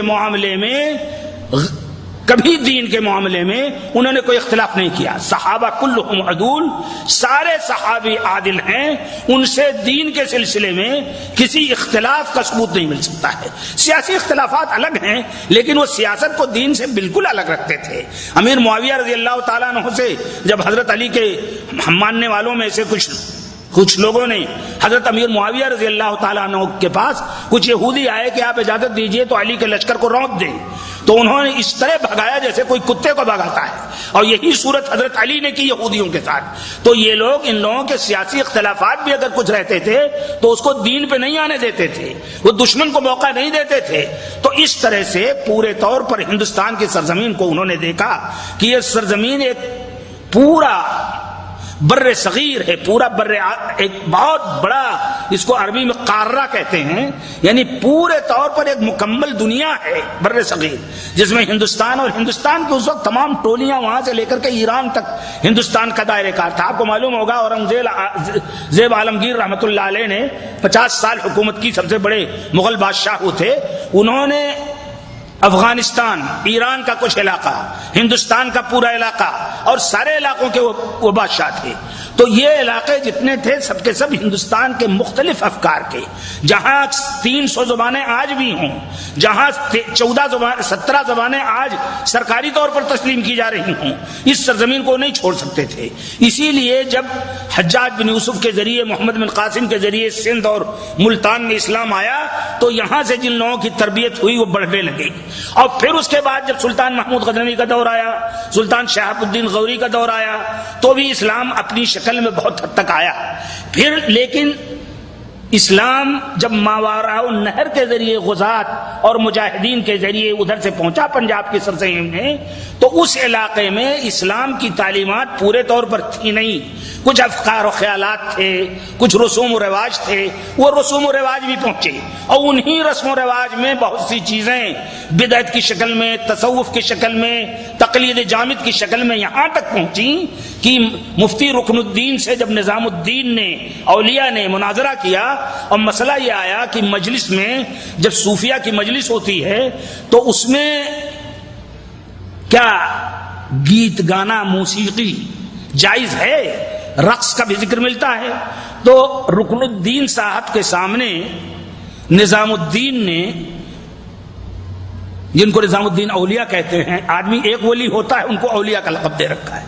نظام الدین اولیاء نے احیاء العلوم جو غزالی کی ہے اس کا ایک قول نقل کیا، لیکن ان کے خیال میں یہ تھا کہ یہ قول عام نہیں بلکہ حدیث ہے.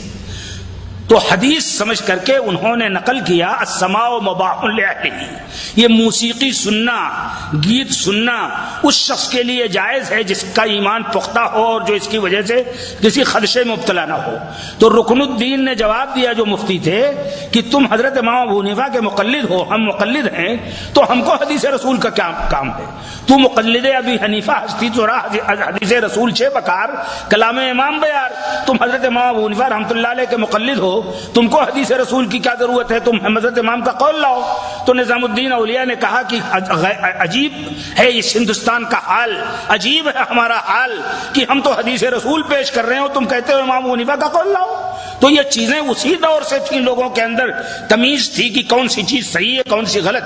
جو چیز حدیث سے ثابت ہوتی تھی، جو چیز قرآن سے ثابت ہوتی تھی، جو چیز صحابہ کرام سے ثابت ہوتی تھی، اس کے لیے کمزوری کے باوجود لوگ کھڑے ہو جاتے تھے.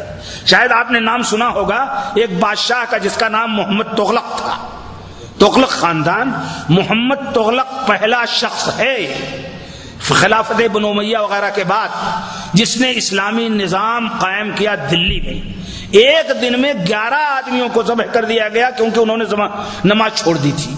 توبہ کرائی گئی، وہ توبہ پر نہیں آئے، چنانچہ 11 آدمی قتل کر دیے گئے بے نمازی ہونے کی وجہ سے، کیونکہ نماز فرض ہے. اگر آدمی نماز چھوڑتا ہے اور چھوڑتا رہتا ہے تو اسلام سے خارج ہے.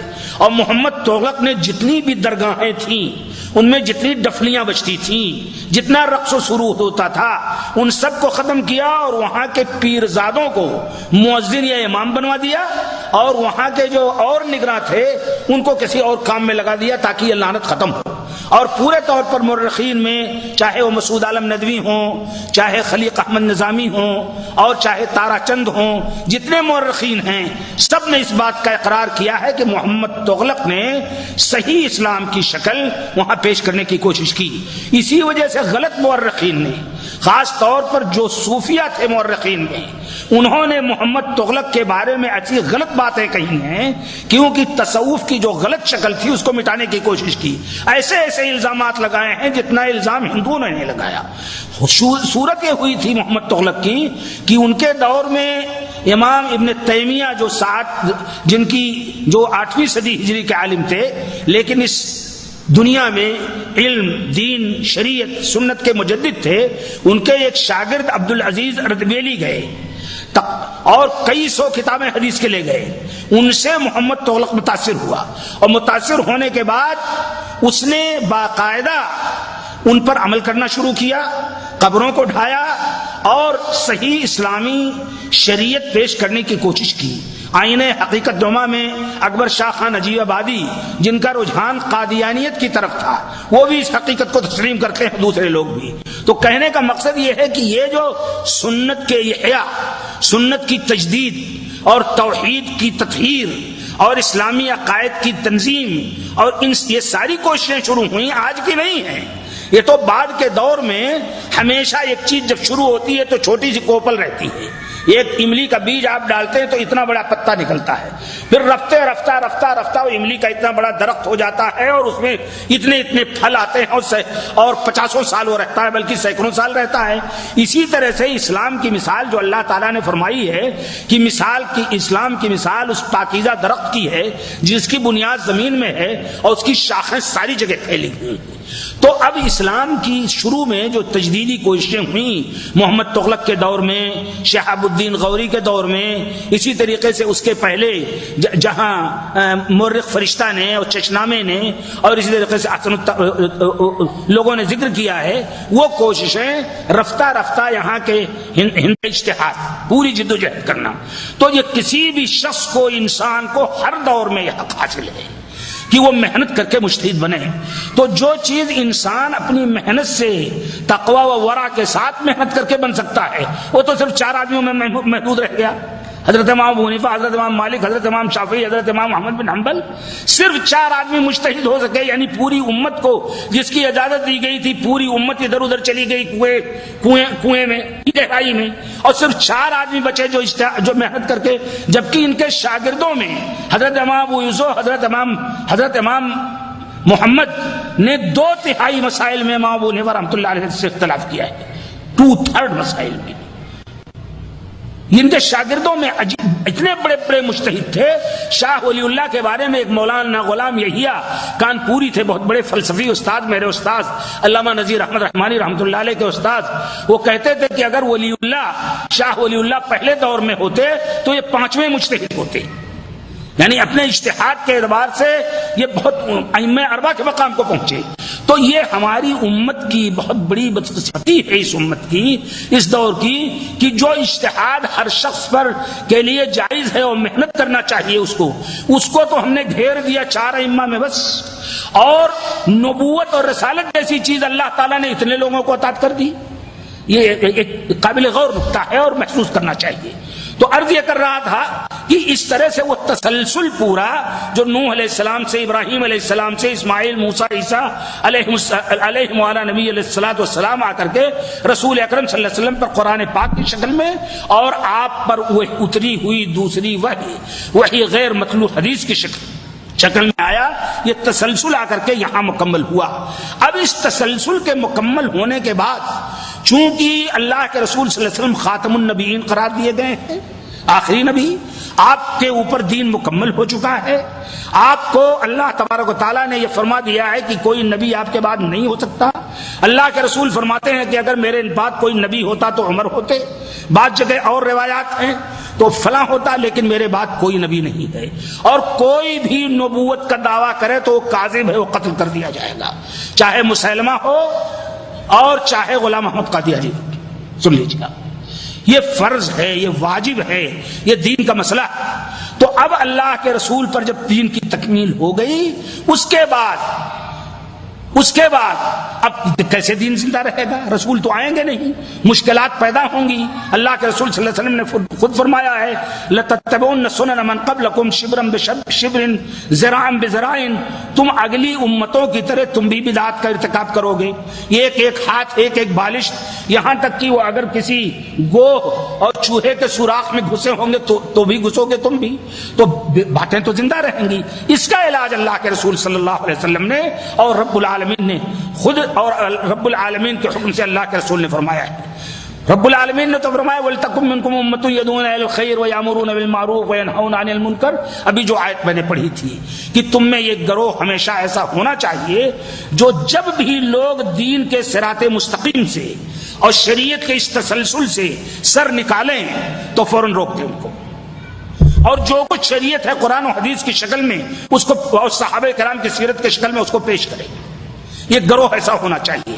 اور پھر اللہ کے رسول صلی اللہ علیہ وسلم نے خوشخبری دی لا تزال من امتی طائفۃ، میری امت میں یہ گروہ ہمیشہ ایسا زندہ رہے گا جو دین میں جو چیزیں ایجاد کرنے کی کوشش کی جائیں گی ان سے صاف کرے گا، دین کا دفاع کرے گا، سنت کی حفاظت کے لیے سر دھڑ کی بازی لگائے گا۔ اور شاید آپ کو یہ معلوم ہو کہ حضرت امام شافعی رحمۃ اللہ علیہ کے دور میں جب خارجیوں نے ان حدیثوں کا انکار کیا جن حدیثوں میں حضرت معاویہ اور حضرت علی کے فضائل تھے، شیعوں نے ان حدیثوں کا انکار کیا جن میں ابو بکر اور عثمان اور عمرو بن عاص اور عائشہ کے فضائل تھے، اسی طریقے سے ان لوگوں نے جو اپنی قیاس اور رائے پر چلتے تھے جب ان حدیثوں کا انکار کیا جو حضرت ابو ہریرہ وغیرہ سے مروی تھیں اور جن کو اخبار احاد کہتے تھے اور حدیثوں کو، تو اس دور میں امام شافعی نکلے مکہ سے اور مصر تک انہوں نے دورہ کیا، کوئی شخص ایسا نہیں ملا جس کو انہوں نے بحمدللہ شکست دی ہو اور ثابت نہ کیا ہو کہ سنت حدیث چاہے اخبار احاد ہو چاہے اخبار متواتر اس پر فرض ہے عمل کرنا۔ ہر جگہ ایک طبقہ پیدا ہو گیا آرائتین کا جو ہم لوگ سب ہیں، ایک طبقہ پیدا ہو گیا آرائتین کا، ان کو نہیں سمجھ سکتے ہیں آپ۔ وہ کہتے تھے فرضی مسائل، یہ بتائیے مولانا صاحب اگر ایسا ہو جائے تو ایسا ہوگا؟ اللہ کے رسول نے اس قسم کے فرضی مسائل سے روکا ہے، فرمایا ہے جو مشکل پیدا ہو جائے اس کے بارے میں قرآن و حدیث کی تعلیم سے پوچھ لو، لیکن فرضی مسائل مت پوچھو۔ تو ان فرضی مسائل والوں کا لقب پڑ گیا آرائتیین، یعنی آرائت لو کان کذا لکان کذا، یہ بتاؤ اگر ایسا ہو جائے تو کیا ہوگا۔ تو اس سے روکا ہے شریعت نے، اور اللہ کے رسول صلی اللہ علیہ وسلم نے بھی زیادہ سوال کرنے سے، زیادہ قیل قال سے، زیادہ بحث و مباحثے سے روکا ہے۔ تو ان کا بھی مقابلہ کیا ان لوگوں نے جنہوں نے اخبار احاد کا انکار کیا۔ ایک طبقہ اور پیدا ہو گیا تھا امام مالک کے شاگردوں کا، وہ کہتا تھا کہ مدینے کا جو عمل ہے تعامل، سنت بھی اس کے خلاف ہو تو اسی پر ہم عمل کریں گے، سنت چھوڑ دیں گے۔ امام شافعی کے استاد تھے امام مالک، لیکن شافعی نے امام مالک کے ماننے والوں کے اس عقیدے کی بھی مخالفت کی، آرائتین کی بھی، اور ان کا لقب پڑ گیا ناصر الحدیث۔ یہی صورت وہاں ہوئی ہندوستان میں، انڈونیشیا میں۔ مجھے موقع نہیں ہے کہ ان تفصیلات میں چاہوں، یہ اس کے لیے تو ایک مکمل وقت ہونا چاہیے، طلبہ ہونے چاہیے تاکہ سوال جواب کریں اور بات آگے بڑھے۔ کتنا ٹائم باقی ہے؟ تو ہو چکا ہے، ہاں ٹھیک ہے، بس ابھی سوال جواب بھی تو ہے، اور سب لوگ بھوکے بھی ہیں، سوچتے ہوں گے کہ اب یہ بھوکا ماریں گے رات بھر، سردی کی رات آ رہی۔ تو بہرحال تو عرض یہ کر رہا تھا وہ تسلسل باقی رہا، اور اس تسلسل کا بقا قیامت تک ضروری ہے۔ کیا ہے ناصر الحدیث ہندوستان میں جو آپ نے ذکر کیا؟ ہاں بڑی مشکل ہے، تو یہ تسلسل پوری دنیا میں باقی رہا۔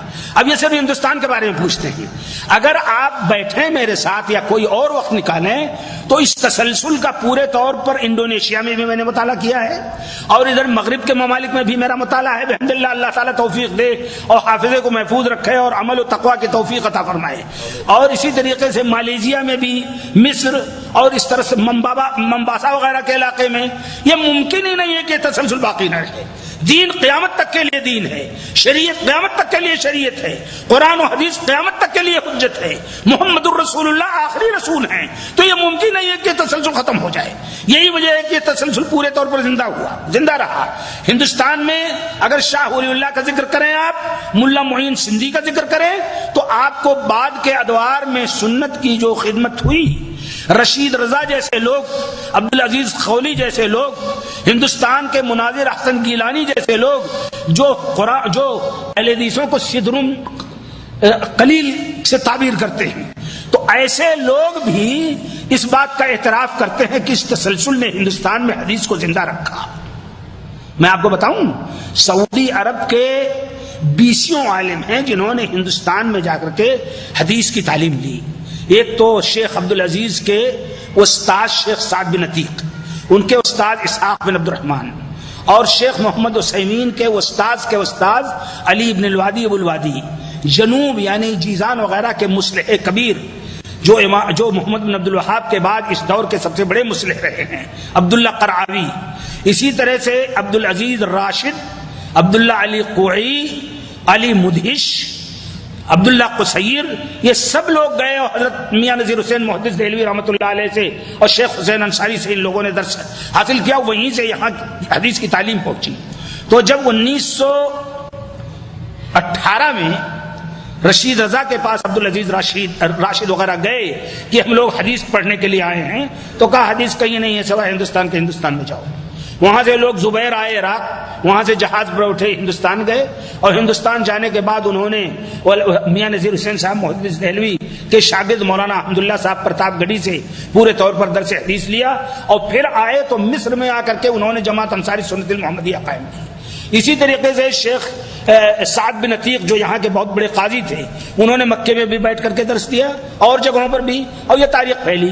تو ہندوستان میں جو حدیث کی نصرت اور حدیث کی نشر و اشاعت اور اس تسلسل کے قائم رکھنے کا فریضہ انجام دیا گیا ہے، اس میں سیاسی لوگوں میں تو محمد تغلق، شہاب الدین غوری، محمود غزنوی کے ایک وزیر تھے، قفال مروزی محدث ان کے استاد، ان لوگوں نے، اور اسی طریقے سے اکبر شاہ استھانہ کے نواب، اور اسی طرح سے بھوپال کے نواب اور عالم اور مجتہد نواب صدیق حسن خان، اور حیدرآباد کے نواب وحید الزماں، اور اسی طریقے سے اور لوگ ہیں، میں اس تعداد میں اگر جاؤں تو رات بیتے گی، لیکن تسلسل کے ساتھ جو حدیث کا یہ تسلسل، سنت کا تسلسل، سنت کا اور حدیث کا اور توحید کا اور قرآن کا دفاع سب سے زیادہ اجتماعی طور پر جن لوگوں کے ذریعے ہوا، وہ دو شخصیتیں تھیں ہندوستان میں۔ ایک تو شیخ نذیر حسین محدث دہلوی، جن کا لقب پڑ گیا ایٹومیٹک، جس کو عربی میں کہتے ہیں تلقائین، شیخ الکل فی الکل، شیخ العرب والعجم، جن کے شاگردوں کا ذکر بھی کیا میں نے۔ تمام چیزوں میں حدیث، تفسیر، فقہ، یعنی فقہ میں سر سید احمد خان لکھتے ہیں میاں نذیر حسین محدث دہلوی کے بارے میں کہ ان کو فقہ حنفی کی جزیات پر جتنا عبور تھا کسی عالم کو عبور نہیں تھا۔ یہی صورت مولانا عبد الجلیل سامرودی رحمۃ اللہ علیہ کی تھی اپنے دور میں، جتنا زیادہ جزیات پر ان کو عبور تھا مفتی کفایت اللہ صاحب رحمۃ اللہ علیہ تک کو عبور نہیں تھا۔ تو یہ آ کر کے خدمت میں سمٹ گئی دو شخصیتوں میں، ایک تو میاں نذیر حسین محدث دہلوی جن کی پیدائش ہوئی 1220 میں اور وفات ہوئی 1320 میں، یا پیدائش ہوئی ان کی 1808 میں اور وفات ہوئی 1901 میں، اور یا شیخ حسین ابن محسن الانصاری الحدیدی الامانی جو حدیدہ صنعاء کے تھے، نواب صاحب آئے تھے، ان کا جہاز خراب ہو گیا تو وہ حدیدہ میں اترے، وہاں کی کتابیں نقل کی، شیخ حسین بن محسن الانصاری محدث کو لے گئے، ان کی پیدائش، ان کی وفات وہاں 1327 میں ہوئی۔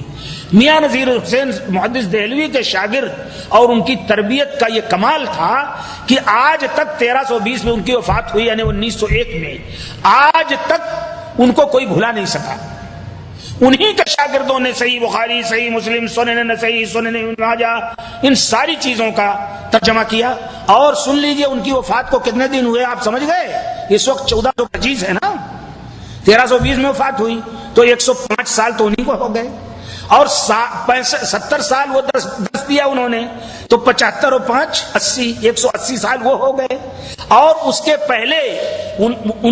پہلے شاہ اسماعیل اور ان کے دادا شاہ ولی اللہ اور ملا معین، ان لوگوں نے جو درس دیا، تو میاں نذیر حسین محدث دہلوی ہی کو ہو گئے ان کی جد و جہد میں 200 سال۔ اب جو لوگ اس انداز کی الٹی بات کہتے ہیں کہ یہ مسلک سنت یا اہل سنت والجماعت کا جو طریقہ ہے یا اہل حدیث کا یا سلفیوں کا جو طریقہ ہے وہ 100 سال کی یا 75 سال کی پیداوار ہے، یہ کتنی غلط بات ہے، کتنی نامناسب بات ہے۔ آدمی کو وَلَا يَجْرِمَنَّكُمْ شَنَآنُ قَوْمٍ عَلَىٰ أَلَّا تَعْدِلُوا، کسی کی مخالفت، کسی کی دشمنی تمہیں اس بات پر آمادہ نہ کرے کہ تم انصاف نہ کرو۔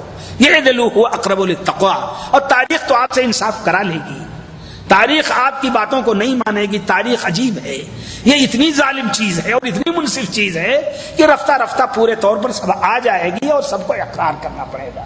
تو میاں نذیر حسین محدث دہلوی رحمۃ اللہ علیہ کے بعد ان کے شاگردوں میں ایک تھے علامہ ابو محمد ابراہیم آروی، جنہوں نے سب سے پہلے اقامتی درسگاہیں ہاسٹل والی قائم کی آرا میں، اور جب دارالعلوم ندوۃ العلماء کی بنیاد رکھنے کا معاملہ آیا تو انشاء اللہ خان انشاء جو اس دور کے بڑے ادیب تھے، انہوں نے کھل کر کہا کہ دارالعلوم ندوۃ العلماء کی کوئی ضرورت نہیں، علامہ محمد ابراہیم آروی کا مدرسہ احمدیہ آرا کافی ہے پورے ہندوستان کے لیے۔ اسی طریقے سے قاضی سلیمان منصور پوری رحمۃ اللہ علیہ، جب علامہ شبلی نعمانی نے سیرت النبی لکھنا چاہا تو علماء نے کھڑے ہو کر کے کہا کہ علامہ شبلی نعمانی آپ کو کوئی ضرورت نہیں ہے سیرت رسول لکھنے کی، سیرت رسول قاضی سلیمان منصور پوری نے لکھی، 1930 میں وفات ہوئی، میاں صاحب کے وہ بھی شاگرد تھے، اور وہ کتاب کافی و وافی ہے اردو میں، اور یہ حقیقت ہے آج تک سیرت رسول پر رحمت للعالمین سے اچھی کتاب نہیں لکھی گئی ہے۔ آپ لوگ اردو میں، انگریزی میں، عربی میں تینوں میں پڑھ سکتے ہیں اس کو۔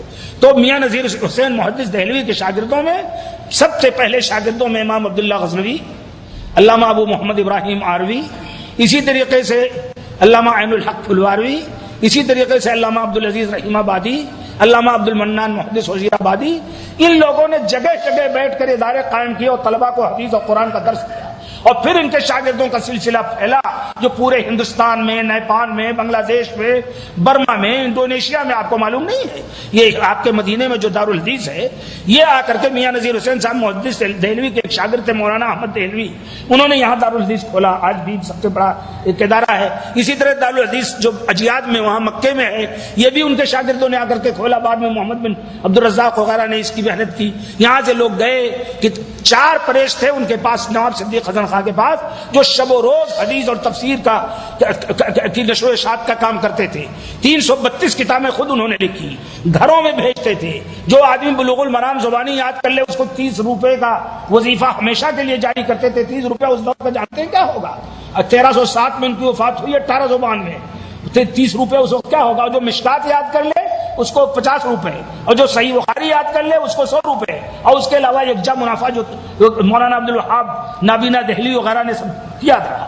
تو یہ لوگ پورے طور پر ناصر الحدیث اگر ہندوستان میں کسی کا لقب دیا جا سکتا ہے ایمانداری کے ساتھ، بغیر کسی ظلم کے، اور بغیر کسی مبالغے کے، اور بغیر کسی تاریخی غلطی کے، تو حقیقت میں امام شافعی رحمۃ اللہ علیہ کو جیسے ناصر الحدیث کا لقب دیا گیا تھا دور سلف میں، ظاہر ہے ان کا مقام اتنا بڑا تھا۔ ان کی کتاب الرسالہ آج بھی اصول فقہ کی سب سے بڑی کتاب ہے، جماع العلم اور چیزیں۔ اسی طرح سے امام میاں نذیر حسین صاحب محدث دہلوی ہندوستان کی سرزمین میں 200 سال پہلے حدیث کے مجدد ہیں، اور ناصر الحدیث کے لقب کے صحیح مستحق ہیں، مبالغے کے بغیر۔ اللہ تعالی ہم سب کو کہنے سے زیادہ کرنے کی توفیق دے۔ آمین۔ اللہ تعالی ہمیں ادعائیت سے بچائے۔ اللہ تعالی ہمیں دعوت و تبلیغ میں حکمت اور موعظت کا طریقہ استعمال کرے۔ اللہ تعالی ہمیں اس قابل بنائے کہ جب حق ہمارے سامنے آ جائے تو ہم قبول کر لیں۔ اللہم ارنا الحق حقا وارزقنا اتباعہ۔ اللہ تعالی ہمیں حق بنا کر کے حق دکھا اور ہمیں اس کے اتباع کی توفیق دے۔ وارنا الباطل باطلا وارزقنا اجتنابہ، اور باطل کو باطل بنا کر کے دکھا اور ہمیں اس سے بچنے کی توفیق دی۔ رب العالمین ہم میں سے جو لوگ اس مسجد میں یہاں موجود ہیں ان کو اجر عطا فرما اس مجلس کا، اور یہاں جو کچھ انہوں نے سنا ہے اور میں نے جو کچھ کہا ہے ہم سب کو اس پر عمل کرنے کی توفیق عطا فرما۔ اللہ تعالی ہماری زبان سے، میری زبان سے اگر کوئی غلط بات نکلی ہو تو اس کو معاف کر دے اور مجھے اس کی تصحیح کی توفیق عطا فرما۔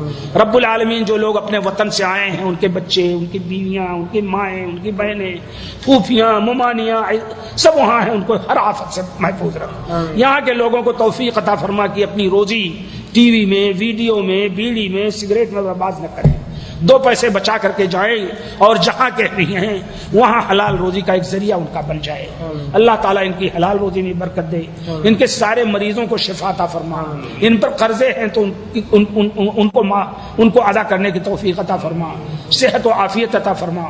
رب العالمین ان کو جذباتیت سے بچا، ایمانداری کی توفیق عطا فرما۔ اللہ تعالیٰ تو اپنی مدد اور توفیق سے ہمیشہ ان کو نواز، اپنی مدد و توفیق سے محروم نہ رکھ۔ اللہ تعالی ہم مسلمانوں کو ایک دوسرے کی غیبت کرنے سے، تہمت تراشی سے، ایک دوسرے کے خلاف کینہ رکھنے سے محفوظ رکھ۔ رب العالمین مسلمان جہاں جہاں مظلوم، چاہے جہاں مظلوم، اللہ تعالیٰ ان کے ظلم کو ختم کر۔ اللہ تعالیٰ ہم اس حد تک بگڑ گئے ہیں کہ اب ظلم جس کے بارے میں تو نے فرمایا ہے، تیرے رسول نے فرمایا ہے کہ مظلوم کی دعا سے بچو، اس لیے کہ مظلوم کی دعا اور اللہ کے درمیان کوئی حد فاصل نہیں۔ تو اب اتنی مظلومیت ہماری ہے، لیکن ہماری بددعا اتنی ناکام ہو گئی ہے توحید چھوڑنے کی وجہ سے، سنت چھوڑنے کی وجہ سے، اخلاقیات میں درستگی نہ ہونے کی وجہ سے، کہ ہماری بددعا بھی قبول نہیں ہوتی۔ ظالم پورے طور پر پوری دنیا سے مسلمانوں کو نیست و نابود کرنے کے لیے، خود مسلمانوں کے ہاتھ سے نیست و نابود کرنے کے لیے شب و روز جد و جہد کر رہا ہے، کھلا اعلان کر رہا ہے، لیکن اللہ تعالیٰ تیری لاٹھی نے ابھی ظالموں کو نہیں کچلا۔ تو اپنی انصاف کی لاٹھی سے، اپنے انتقام کی لاٹھی سے ان کو اس طرح کچل کہ ہمیشہ عبرت حاصل کریں، فرعون کی طرح، نمرود کی طرح، حامان کی طرح، ابو جہل کی طرح، امیہ بن خلف کی طرح۔ اللہ تعالیٰ یہ ظالم فرعون سے بھی زیادہ ظالم ہے، نمرود سے بھی زیادہ ظالم ہے، ابو جہل سے بھی زیادہ ظالم ہے۔ انہوں نے پوری دنیا اور پوری کائنات کو اپنے شر اور اپنے ظلم اور اپنی صفا کے پر دیا ہے۔ ان سے پاک کرنا ہے اسلامی دنیا کو۔ سبحان ربک رب العزت عما یصفون وسلام علی المرسلین والحمد للہ رب العالمین۔ اللهم صل على محمد وعلى آل محمد كما صليت على إبراهيم وعلى آل إبراهيم إنك حميد مجيد۔ اللهم بارك على محمد وعلى آل محمد كما باركت على إبراهيم وعلى آل إبراهيم إنك حميد مجيد۔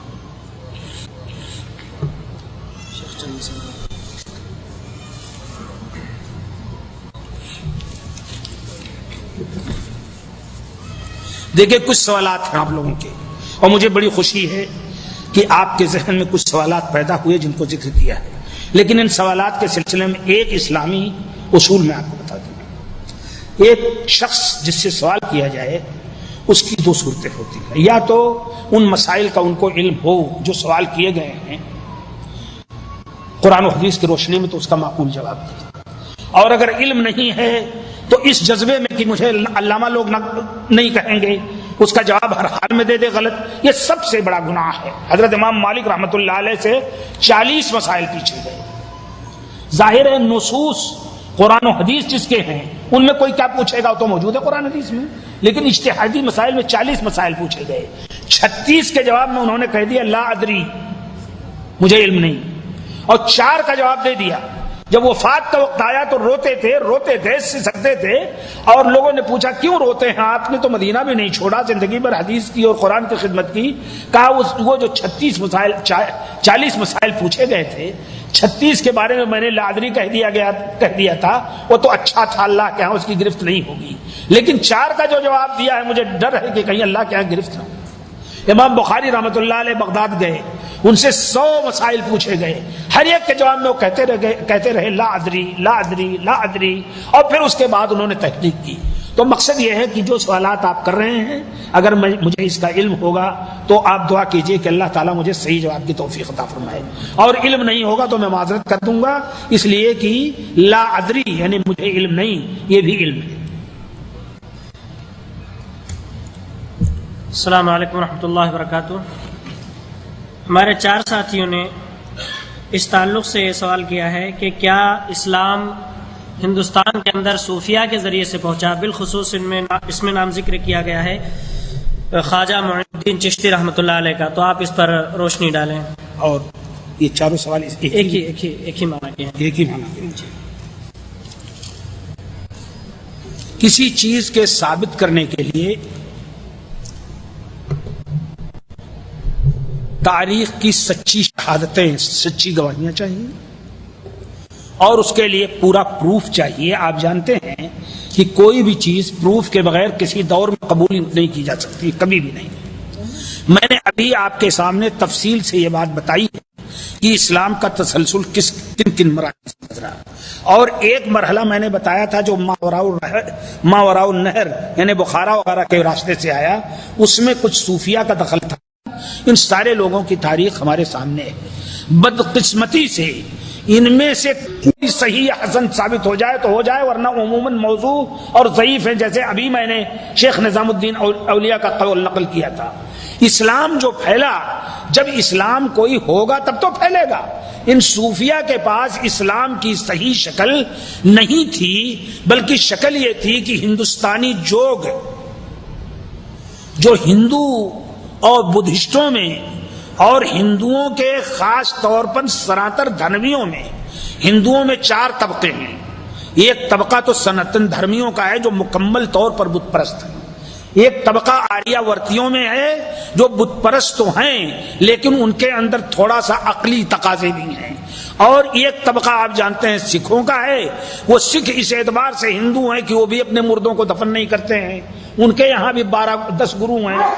اور چوتھا طبقہ جینیوں کا ہے، جو لوگ کوئی بھی یہاں تک کہ ناک پر کپڑا باندھ لیتے ہیں تاکہ کوئی کیڑا آ کر کے جراثیم آ کر کے مر نہ جائے، مگر کہیں مظلوموں کو قتل کرنے کا معاملہ ہوتا ہے تو نہیں کوئی گناہ ہوتا ہے۔ سمجھ گئے آپ؟ تو یہ چاروں طبقے پورے طور پر جن تعلیمات سے بدھسٹوں کا طبقہ، جینیوں کا، سناتن دھرمیوں کا، آریہ ورتیوں کا، سکھوں کا، 10 گروؤں کی بانی اگر آپ نکال کر کے معاف فرمائیں ہمارے صوفیہ کے اقوال اور ان کے خیالات سے مطالعہ کریں تو آپ کو پتہ چلے گا کتنا ایک دوسرے کے قریب ہو گئے۔ اور آپ کو شاید معلوم نہ ہو، گرو نانک جن کا نام عبد المجید تھا، وہ اپنے دور میں سب سے زیادہ جن لوگوں سے متاثر تھے ان میں ایک عقیدہ تھا وحدت الوجود کا۔ تو اس دور میں جو حضرات صوفیہ جن سے وہ پڑھتے تھے انہوں نے کہا کوئی ضرورت نہیں، سارے دین ایک ہے اور تم ہندو رہو، سکھ رہو، مسلمان رہو، ہر حال میں مکتی تمہاری ہوگی اگر تم خلق خدا سے محبت کرتے ہو۔ تو صوفیہ نے اپنے دور میں جن لوگوں کو مرید بنایا، یقیناً ان کی مریدی کی وجہ سے وہ لوگ ان کے حلقے ارادت میں داخل ہوئے، اور بعد میں ان میں سے جن لوگوں کو موقع ملا قرآن و حدیث کے مطالعے کا وہ سنبھل گئے، لیکن جن لوگوں کو موقع نہیں ملا وہ اسی طرح شرک پر اور وحدت الوجود پر رہے۔ لیکن ان صوفیہ کے درگاہوں میں، ان صوفیہ کے شاگردی میں، ان صوفیہ کے حلقوں میں کوئی آدمی سچا موحد اور متبع سنت مسلمان نہیں ہو سکا۔ مثلا ایک بڑی درگاہ ہے بہار میں، بہار کے لوگ ہوں گے، پھلواری جس کو پھلواری شریف کہتے ہیں، اجمیر جس کو اجمیر شریف کہتے ہیں، اور دیواں جس کو دیواں شریف کہتے ہیں۔ شاید آپ کو معلوم نہ ہو، دیواں میں رنڈیوں نے کچھ سال پہلے دعویٰ کر دیا تھا کہ ہمیں یہاں کے سجادہ نشین محمود صاحب نے رقص سے روک دیا ہے، ڈانس سے، اور ہماری روزی کا یہی ذریعہ ہے۔ تو سیکولر گورنمنٹ نے فیصلہ کیا کہ نہ روکا جائے، ان کو حریت دی جائے۔ تو میں علامہ شبلی نعمانی رحمۃ اللہ علیہ کا ایک عجیب واقعہ ہے، مولانا آزاد سے انہوں نے بتایا کہ وہ گئے تھے نظام الدین اولیاء کی درگاہ میں، تو نظام الدین شیخ حسن نظامی دہلوی رحمۃ اللہ علیہ بہت بڑے ادیب تھے اور وہ ناچ جائز قرار دیتے تھے، رنڈیاں بھی آتی تھیں۔ تو علامہ شبلی نعمانی ادیب تھے، باذوق تھے، غزل بھی لکھتے تھے، تو ان کے اہتمام میں اکرام کے لیے انہوں نے ایک مجلس منعقد کی ڈانس کی اور میوزک کی۔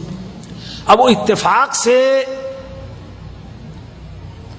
کہیں فوٹو میں یا کسی میں جو ڈانسر تھی رنڈی وہ جانتی تھی اور وہ منسوب تھی اہل سنت الجماعت کی طرف، یعنی شیعہ نہیں تھی۔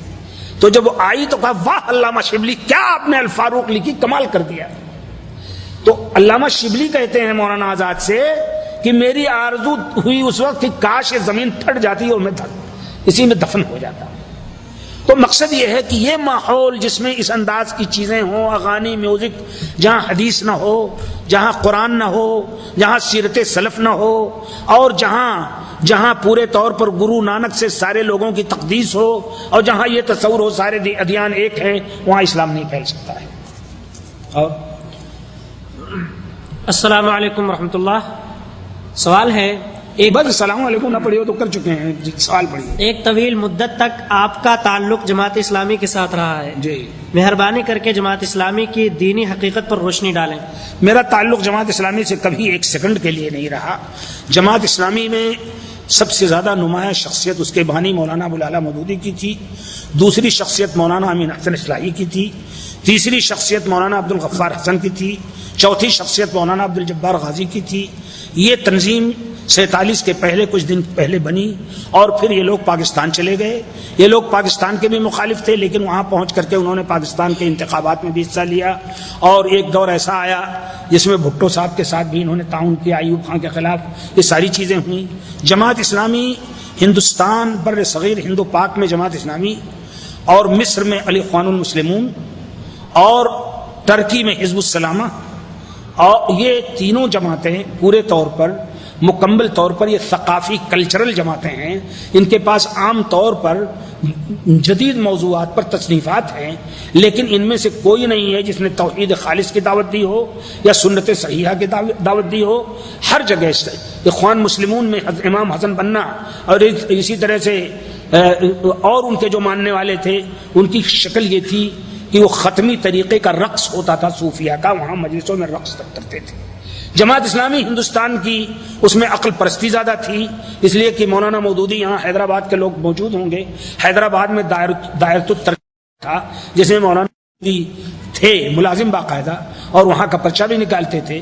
تو دارالترجمہ میں انہیں میکیاولی اور ہیگل کی کتابوں کے ترجمے کا دیکھنے کا موقع ملا، اس کا اثر پڑا، چنانچہ انہوں نے دین کی سیاسی شرح کی. میں جماعت اسلامی میں کو نہ تو کافر کہتا ہوں اور نہ جماعت اسلامی کے بارے میں کوئی زیادہ بات کہنا چاہتا، لیکن یہ بالکل غلط بات ہے. نہ میرا تعلق ایک سیکنڈ کے لیے جماعت اسلامی سے رہا ہے، نہ ایک سیکنڈ کے لیے اس جماعت سے رہا ہے جس کو تبلیغی جماعت کہتے ہیں، بلکہ میں ان تنظیموں کو جو احزاب کی شکل میں ایک دوسرے کے خلاف تنقیدیں کرتی ہیں، ان ساری حزبیات سے، ان ساری حزبی تصورات سے الگ سمجھتا ہوں. اللہ تعالیٰ توفیق عطا فرمائے.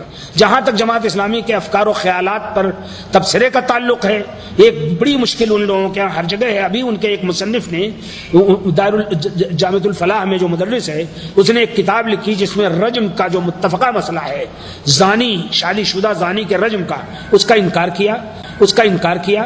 اسی طرح سے ان کے اکثر مصنفین نے احادیث جو عقل کے خلاف ہیں ان کا انکار کیا. مولانا ابوالعلا مودودی نے صحیح بخاری پر عجیب تنقیدیں کی اور اخبار احاد یعنی احادیث کا جو بڑا ذخیرہ ہے اس میں شک پیدا کیا. یہی کیفیت مولانا امین حسن اصلاحی کی تھی. تو اللہ تبارک و تعالی ہم سب کو معاف کرے اور ہمارے مردوں کی مغفرت فرمائے. میں مسلک حنفی اہل سنت والجماعت سے تعلق رکھتا ہوں، کیا کتاب و سنت کی روشنی میں بیعت کرنی جائز ہے؟ بیعت دو ہے، ایک بیعت توبہ اور ایک بیعت جہاد. اچھی طرح سمجھ لیجیے. بیعت توبہ انبیاء تک ختم ہے. اللہ کے رسول صلی اللہ علیہ وسلم عورتوں سے پردے کے آڑ سے اور مردوں سے سامنے بیعت کرتے تھے. سب سے پہلی بیعت اللہ کے رسول صلی اللہ علیہ وسلم کی ہوئی مدینے میں کے لوگ جب آئے تو بیعت اولا بیعت ثانیہ، اس میں بیعت توبہ لی اور یہ اس کو بیعت النساء کہا گیا کہ جب میں آؤں گا تو اگر دشمنوں نے حملہ کیا تو تم جیسے اپنی عورتوں کی حفاظت کرتے ہو بچوں کی ویسے ہی میری حفاظت کرنا. اور بیعت توبہ لیتے تھے عورتوں سے مردوں سے، لیکن عورتوں سے اس طرح نہیں جیسے پیر لیتے ہیں سامنے بٹھا کرتے، بلکہ پردے سے ان سے اقرار کراتے تھے کہ نہ تو زنا کرو گی، نہ چوری کرو گی، نہ کوئی تہمت لگاؤ گی کسی پر، نہ نافرمانی کرو گی شریعتوں کی. یہ تو ہے بیعت توبہ جو انبیاء پر ختم ہے، کیونکہ نبی ہی معصوم ہوتا ہے جو کسی کو توبہ کرا سکتا ہے. یہ چیز عیسائیوں میں بپتسمہ کی شکل میں ہے، لیکن اس کا کوئی وجود نہیں. بپتسمہ میں یہ ہوتا ہے کہ ایک عیسائی جا کر کے اپنے پیر سے اپنے راہب سے سارے گناہ اپنے بتاتا ہے، ہم سے یہ غلطی ہوئی، زنا ہوا، چوری ہوئی، فلاں فلاں، تو وہ بپتسمہ دیتا ہے، ختم. لیکن شریعت میں بپتسمہ کی کوئی اجازت نہیں ہے. شریعت میں اللہ کے رسول فرماتے ہیں جس نے ایک مومن کے عیب پر پردہ ڈالا اسے اللہ تعالیٰ اس کے عیوب پر پردہ ڈالے گا. ایک روایت ہے باقاعدہ کہ مومن کوئی آئے گا تو اللہ تعالیٰ اس کو اپنے قریب کرے گا، کہے گا تم نے یہ گناہ کیا کہ نہیں، یہ گناہ کیا کہ نہیں، یہ گناہ کیا کہ نہیں، یہ گناہ کیا کہ نہیں. تو ڈر جائے گا کہ اب جہنم کے علاوہ کوئی ٹھکانہ نہیں ملے گا. تو اللہ تعالیٰ فرمائے گا تم سے گناہ ہوا تھا لیکن تم نے چھپا دیا تھا، پردہ ڈال دیا تھا، آج میں بھی پردہ ڈال دیتا ہوں. تو اسلام میں بیعت میں اس انداز کی کوئی گنجائش نہیں ہے. اور ایک ہے بیعت جہاد. بیعت جہاد کی شکل، جہاد کا لفظ بڑا خطرناک ہو گیا ہے یہاں. نہایت ٹٹ پجیے، جاہل، گنوار، جذباتی چند پیسے جمع کر کے اور جہاد کا نام لیتے ہیں. جہاد جوہد سے ہے. جوہد کے معنی ہے پوری محنت مشقت کرنی. اس محنت مشقت میں سب سے پہلی بنیادی چیز ہے کہ ہم اپنے عقیدے کی اصلاح کریں، اپنے عمل کی اصلاح کریں، اخلاقیات کی اصلاح کریں پورے طور پر، اور پھر مکمل طور پر پوری مسلم سوسائٹی کو اس قابل بنائیں کہ یہ کبھی اگر دشمن سے مقابلہ ہو تو ہمت نہ ہار بیٹھے. اللہ کے رسول نے 13 سال دور نبوت میں صرف اپنی امت کی تربیت کی. جب سمیہ کو قتل کیا مشرکین نے اور جب یاسر کو قتل کیا تو اللہ کے رسول نے فرمایا صبرن یا آل یاسر، صبر کرو اے یاسر کی اولاد، ہماری اور تمہاری ملاقات حوض کوثر پر ہو۔ انتقام نہیں لیا۔ حضرت ابو ذر غفاری آئے، انہوں نے اشہد ان لا الہ الا اللہ محمد رسول اللہ کا اعلان کرنا چاہا، آپ نے فرمایا خاموش رہو، یہ تربیت کا دور ہے۔ بعد میں اعلان کی نوبت آئی۔ تو پورا 23 سالہ دور نبوت تربیت کا دور ہے۔ ہماری زندگی 23 سالہ دور نبوت سے زیادہ مناسب مشابہ ہے مکی زندگی سے، اس لیے ہمیں اپنے بچوں کی، بچیوں کی، عورتوں کی، بھائیوں کی، مسلمانوں کی صحیح تربیت کرنی چاہیے۔ اور جب وہ اس قابل ہو جائیں کہ ان کی کھال بھی کوئی ادھیڑ لے تو بھی ایمان نہ چھوڑیں، تو بھی ایمان نہ چھوڑیں، تب اس کے بعد موقع آتا ہے اور امام منتخب ہو جائے، جو امام پوری خوبیاں، پوری صلاحیتیں ہوں، تب تو جہاد بالسیف کی نوبت آتی ہے، آخری درجہ ہے۔ آپ پرائمری نہ پڑھیں، میڈل نہ پڑھیں، +2 نہ پڑھیں، BA نہ پڑھیں، MA نہ کریں اور ایک بیگ PhD کر ڈالیں۔ الف بے کچھ نہ آئے، ABCD کچھ نہ آئے اور ایک بیگ آپ PhD میں داخلہ لے لیں، تو یہ جہاد دین کے دعوت کے بنیاد کی آخری کلاس ہے۔ جب تک ساری کلاسیں پہلے کی طے نہ کر لے تب تک اس کی ہر کے لیے تم دنیا میں کرنے کا سبب بن رہے ہیں۔ جن لوگوں کی غلطی کی وجہ سے جیسے نام پسند ہو دین قرار کر رہے دشمن، اللہ تعالیٰ ان کو بچائے ان چیزوں سے۔ اور کوئی چیز بیعت، ہاں تو بیعت، دوسری بیعت جہاد ہے۔ اب اس کے علاوہ صوفی کی بیعت، ہمارے بھائی جنہوں نے لکھا ہے اپنے آپ کو کہ میں اہل سنت والجماعت، مسلک حنفی اہل سنت والجماعت سے تعلق رکھتا ہوں۔ اصل میں مشکل یہ ہے، ہم لوگ جو عربی نہیں جانتے ہیں، جن کے پاس کتاب و سنت کی تعلیم نہیں ہے، وہ سمجھتے نہیں ہیں کہ اہل سنت والجماعت کیا ہے۔ اہل سنت والجماعت نام ہے ان لوگوں کا جو اللہ کے رسول کی سنت، حدیث اور اسوہ آنے کے بعد کوئی بھی کام کرتے ہیں اس کو چھوڑ دیں فوراً، چاہے چھوٹا مسئلہ ہو یا بڑا۔ اور جماعت صحابہ کا جو طریقہ تھا، الجماعت سے مراد آج کی جماعت نہیں ہے، یہ پورے طور پر حوثائیوں کی جماعت کے صاحب اکٹھا بیٹھ گئے، اتنے لوگ اکٹھا تو بازار میں بھی بیٹھتے ہیں، دیکھیں کس کس مقصد کے لیے تحت جاتے ہیں۔ جماعت اور ازدحام میں فرق ہے، آپ سمجھ لیجئے۔ ازدحام بھیڑ کو کہتے ہیں، آپ بازار میں جاتے ہیں، میلے میں جاتے ہیں، اور وہاں میلے میں جا کر کے آپ کوئی مچھلی خریدنا چاہتا ہے، کوئی گوشت، کوئی پیاز، کوئی ترکاری، کوئی ملاقات کرنا چاہتا ہے، کوئی نظر لڑانا جانتا ہے، کچھ اس طرح سب لوگ ازدحام۔ اور جماعت جیسے حج کی جماعت ہے، جو لوگ جاتے ہیں احرام باندھ کر عمرہ کرتے ہیں، مزدلفہ میں جاتے ہیں، مینا میں جاتے ہیں، پھر اس کے بعد عرفہ میں جاتے ہیں، یعنی ایک مقصد کے تحت اکٹھا ہو جانا۔ تو اہل سنت والجماعت ان کہتے ہیں جو توحید اور توحید کے سارے تقاضوں اور رسول اکرم صلی اللہ علیہ وسلم کی سنت پاک، حدیث پاک، سیرت پاک، اسوہ پاک اور اللہ کے رسول کے اسوہ پاک کو عملی طور پر جن لوگوں نے اپلائی کیا، یعنی صحابہ کرام کی جماعت صرف صحابہ کرام کی جماعت کو کہتے ہیں اور کسی کو نہیں کہہ سکتے۔ ان کے جو لوگ پورے طور پر متبع ہوں وہ اہل سنت والجماعت ہیں۔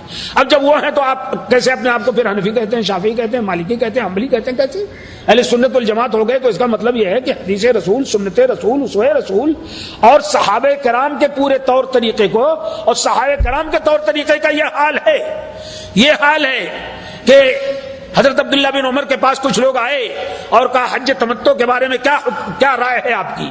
تو عبداللہ بن عمر نے کہا کہ اللہ کے رسول صلی اللہ علیہ وسلم نے حج تمتع کی اجازت دی ہے اور اس کو افضل فرمایا ہے۔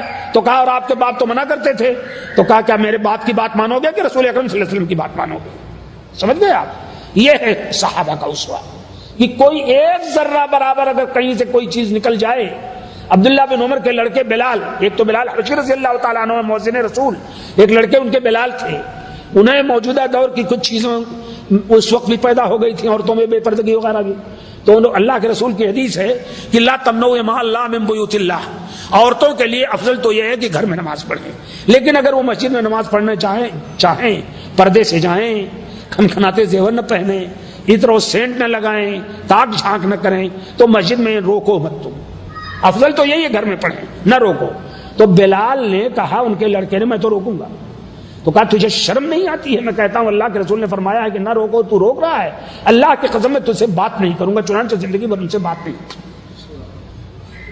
ایسے ہی عبداللہ بن مغفل کا واقعہ ہے، انہوں نے کہا کہ کنکری سے مت کھیلو، یہ کنکری جو ہوتی ہے اللہ کے رسول نے فرمایا ہے کہ یہ کنکری جو بچے کھیلتے ہیں، کسی کی آنکھ میں لگ جائے تو آنکھ پھوٹ جائے، کسی کے دانت میں لگ جائے تو دانت میں زخم ہو جائے، لہذا کنکری سے مت کھیلو، کھلواڑ دوسرا کرو۔ تو انہوں نے کہا، اور پھر بھی کھیلتے رہے، تو کہا کہ میں کہہ رہا ہوں اللہ کے رسول نے فرمایا نہ کھیلو، میں تم سے زندگی میں بات نہیں کروں گا۔ تو اہل سنت والجماعت وہ ہوتا ہے جو جہاں بھی حدیث رسول آ جائے، سنت رسول آ جائے، اسوہ رسول آ جائے، قرآن کا حکم آ جائے، صحابہ کا وطیرہ اور عمل آ جائے، وہاں بس ختم، گویا ٹائر پھٹ گیا اس کا، اب چل نہیں سکتا، اس طریقے پر چلنا چاہیے۔ یہ ہے، چاہے جو کوئی ہو، معاف فرمائیے، یہ بات نہیں ہے کہ ائمہ سے کا احترام نہ کرو۔ امام ابو حنیفہ، امام شافعی، امام مالک، امام احمد بن حنبل، امام سفیان ثوری، یہ سب کے سب ائمہ خدا تھے، ان کے لیے دعائے مغفرت کرو اور ان کے ساتھ حسن عقیدت رکھو، لیکن اتباع اسی شخص کی کرو جس کا نام محمد الرسول اللہ صلی اللہ علیہ وسلم۔ ہمارے ایک بھائی نے سوال کیا ہے کہ آج ہندوستان میں ہماری ماؤں بہنوں کی عزت اور مسلمانوں کی دولت محفوظ نہیں ہے، ان کی حفاظت کا کیا طریقہ ہونا چاہیے؟ قرآن حدیث کی روشنی میں ذرا بیان فرمائیں۔ جس دوست نے یہ سوال کیا ہے، مجھے پتہ نہیں ہے کون دوست ہیں، ان سے یہ گزارش ہے کہ آج پچھلے پہر فجر کے گھنٹہ بھر پہلے اٹھ جائیں وہ اور اس وقت وتر نہ پڑھیں، اور پڑھ کر کے اللہ تعالیٰ سے دعا کریں اور اللہ تعالیٰ سے معلوم کریں کہ اللہ تعالیٰ ایسا طریقہ الہام کر دے کہ ہم اچھی طرح بچا سکیں، اور اپنے دامن میں، اپنے گریبان میں منہ ڈال کے سوچیں کہ کیا اس کا سبب ہم ہیں یا وہاں کے ظالم ہیں۔ سبحان اللہ۔ معاف فرمائیے گا، سوال جواب تو آسان ہے، لیکن اصلاح قرآن کا جو اصول ہے اصلاح کا، وہ یہ کہ اپنے آپ سے شروع کرو، اپنے آپ سے شروع کرو، سمجھ گیا؟ لا یضرکم من ضل اذا اهتدیتم، تم اپنے آپ سے شروع کرو، اگر کوئی گمراہ ہوتا ہے تو تمہیں کوئی نقصان نہیں پہنچاتا ہے۔ مصیبت جو انہوں نے ذکر کی ہے، یہ مصیبت ہے ہم سب کے لیے، اور کیا ہندوستان کی مصیبت ہے صرف؟ پاکستان کی مصیبت معمولی ہے، مدرسے پر تالے لگ جاتے ہیں اور علماء اٹھا کر کے گرفتار کر لیے جاتے ہیں، اور جگہوں کی مصر کی مصیبت نہیں دیکھتے ہیں آپ، موروکو کی مصیبت نہیں دیکھتے ہیں، لیبیا کی مصیبت نہیں دیکھ رہے ہیں، لیبیا کا حاکم اٹھا کر کے یہودیوں کو معاوضہ دے رہا ہے، تو ہر جگہ تو یہ مصیبت ہے، ہر جگہ تو یہ ہے۔ اور اللہ کے رسول صلی اللہ علیہ وسلم نے فرمایا یوشک ان تتداعى علیکم الامم کما تداعى الاکلۃ علی قصۃ قلنا فی قلۃ نحن یومئذ یا رسول اللہ، اللہ کے رسول نے فرمایا ایک دور ایسا آئے گا جب ساری قومیں تمہارے اوپر اس طرح پل پڑیں گی جیسے بھوکے لوگ ہوں ان کے سامنے ایک پیالہ کھانے کا آ جائے پل پڑیں، اسی طرح ساری قومیں پل پڑیں گی۔ تو پوچھا انہوں نے کہ تم اپنے آپ سے شروع کرو، اگر کوئی گمراہ ہوتا ہے تو تمہیں کوئی نقصان نہیں پہنچاتا ہے۔ مصیبت جو انہوں نے ذکر کی ہے، یہ مصیبت ہے ہم سب کے لیے، اور کیا ہندوستان کی مصیبت ہے صرف؟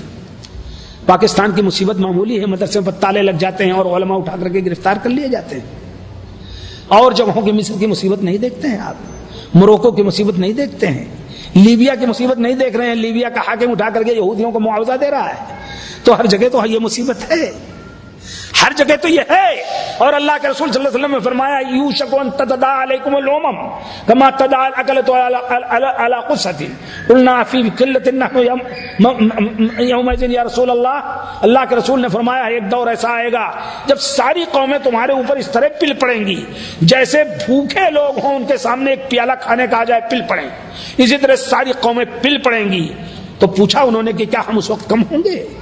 کہا نہیں، غصاؤن کا غصائی سیل، سیلاب میں جیسے خشو کا آسات ندی میں بہتا ہے اسی طرح تم ہوگے، لیکن تم نے بنیادیں چھوڑ دی ہوں گی اس لیے ہوگا۔ یہی صورت پوری دنیا میں ہے، معاف فرمائیے گا، خشو خاصات کی طرح ہم بڑھ رہے ہیں، پیسہ بھی ہمارے پاس، دولت بھی ہمارے پاس، امکانیات بھی ہمارے پاس، صلاحیتیں بھی ہمارے پاس، دماغ بھی ہمارے پاس، لیکن ایمان کی دولت ہم کھو چکے ہیں۔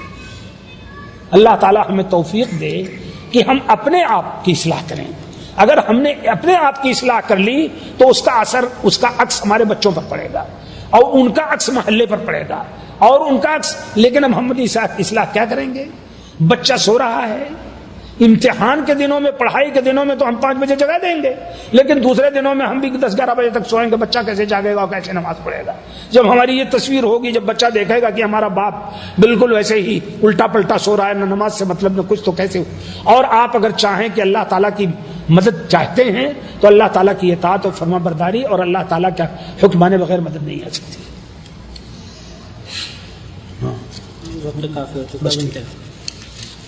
جزاکم اللہ خیرا و شکرا لکم. اللہ تعالیٰ ہمارے استاد محترم فضیلت الشیخ کو جزائے خیر دے کہ اپنی علالت اور مرض کے باوجود بھی ہماری تربیت کے لیے اتنا وقت نکالا. اللہ تبارک و تعالیٰ آپ کو شفائے کامل عاجل عطا فرمائے اور آپ کا سایہ ہمارے اوپر زیادہ دیر تک رکھے. اور ہم سب آپ کا بھی شکریہ ادا کرتے ہیں کہ آپ لوگوں نے اپنا وقت لگایا. اللہ تعالیٰ ہم سب کو نیک عمل کی توفیق عطا فرمائے.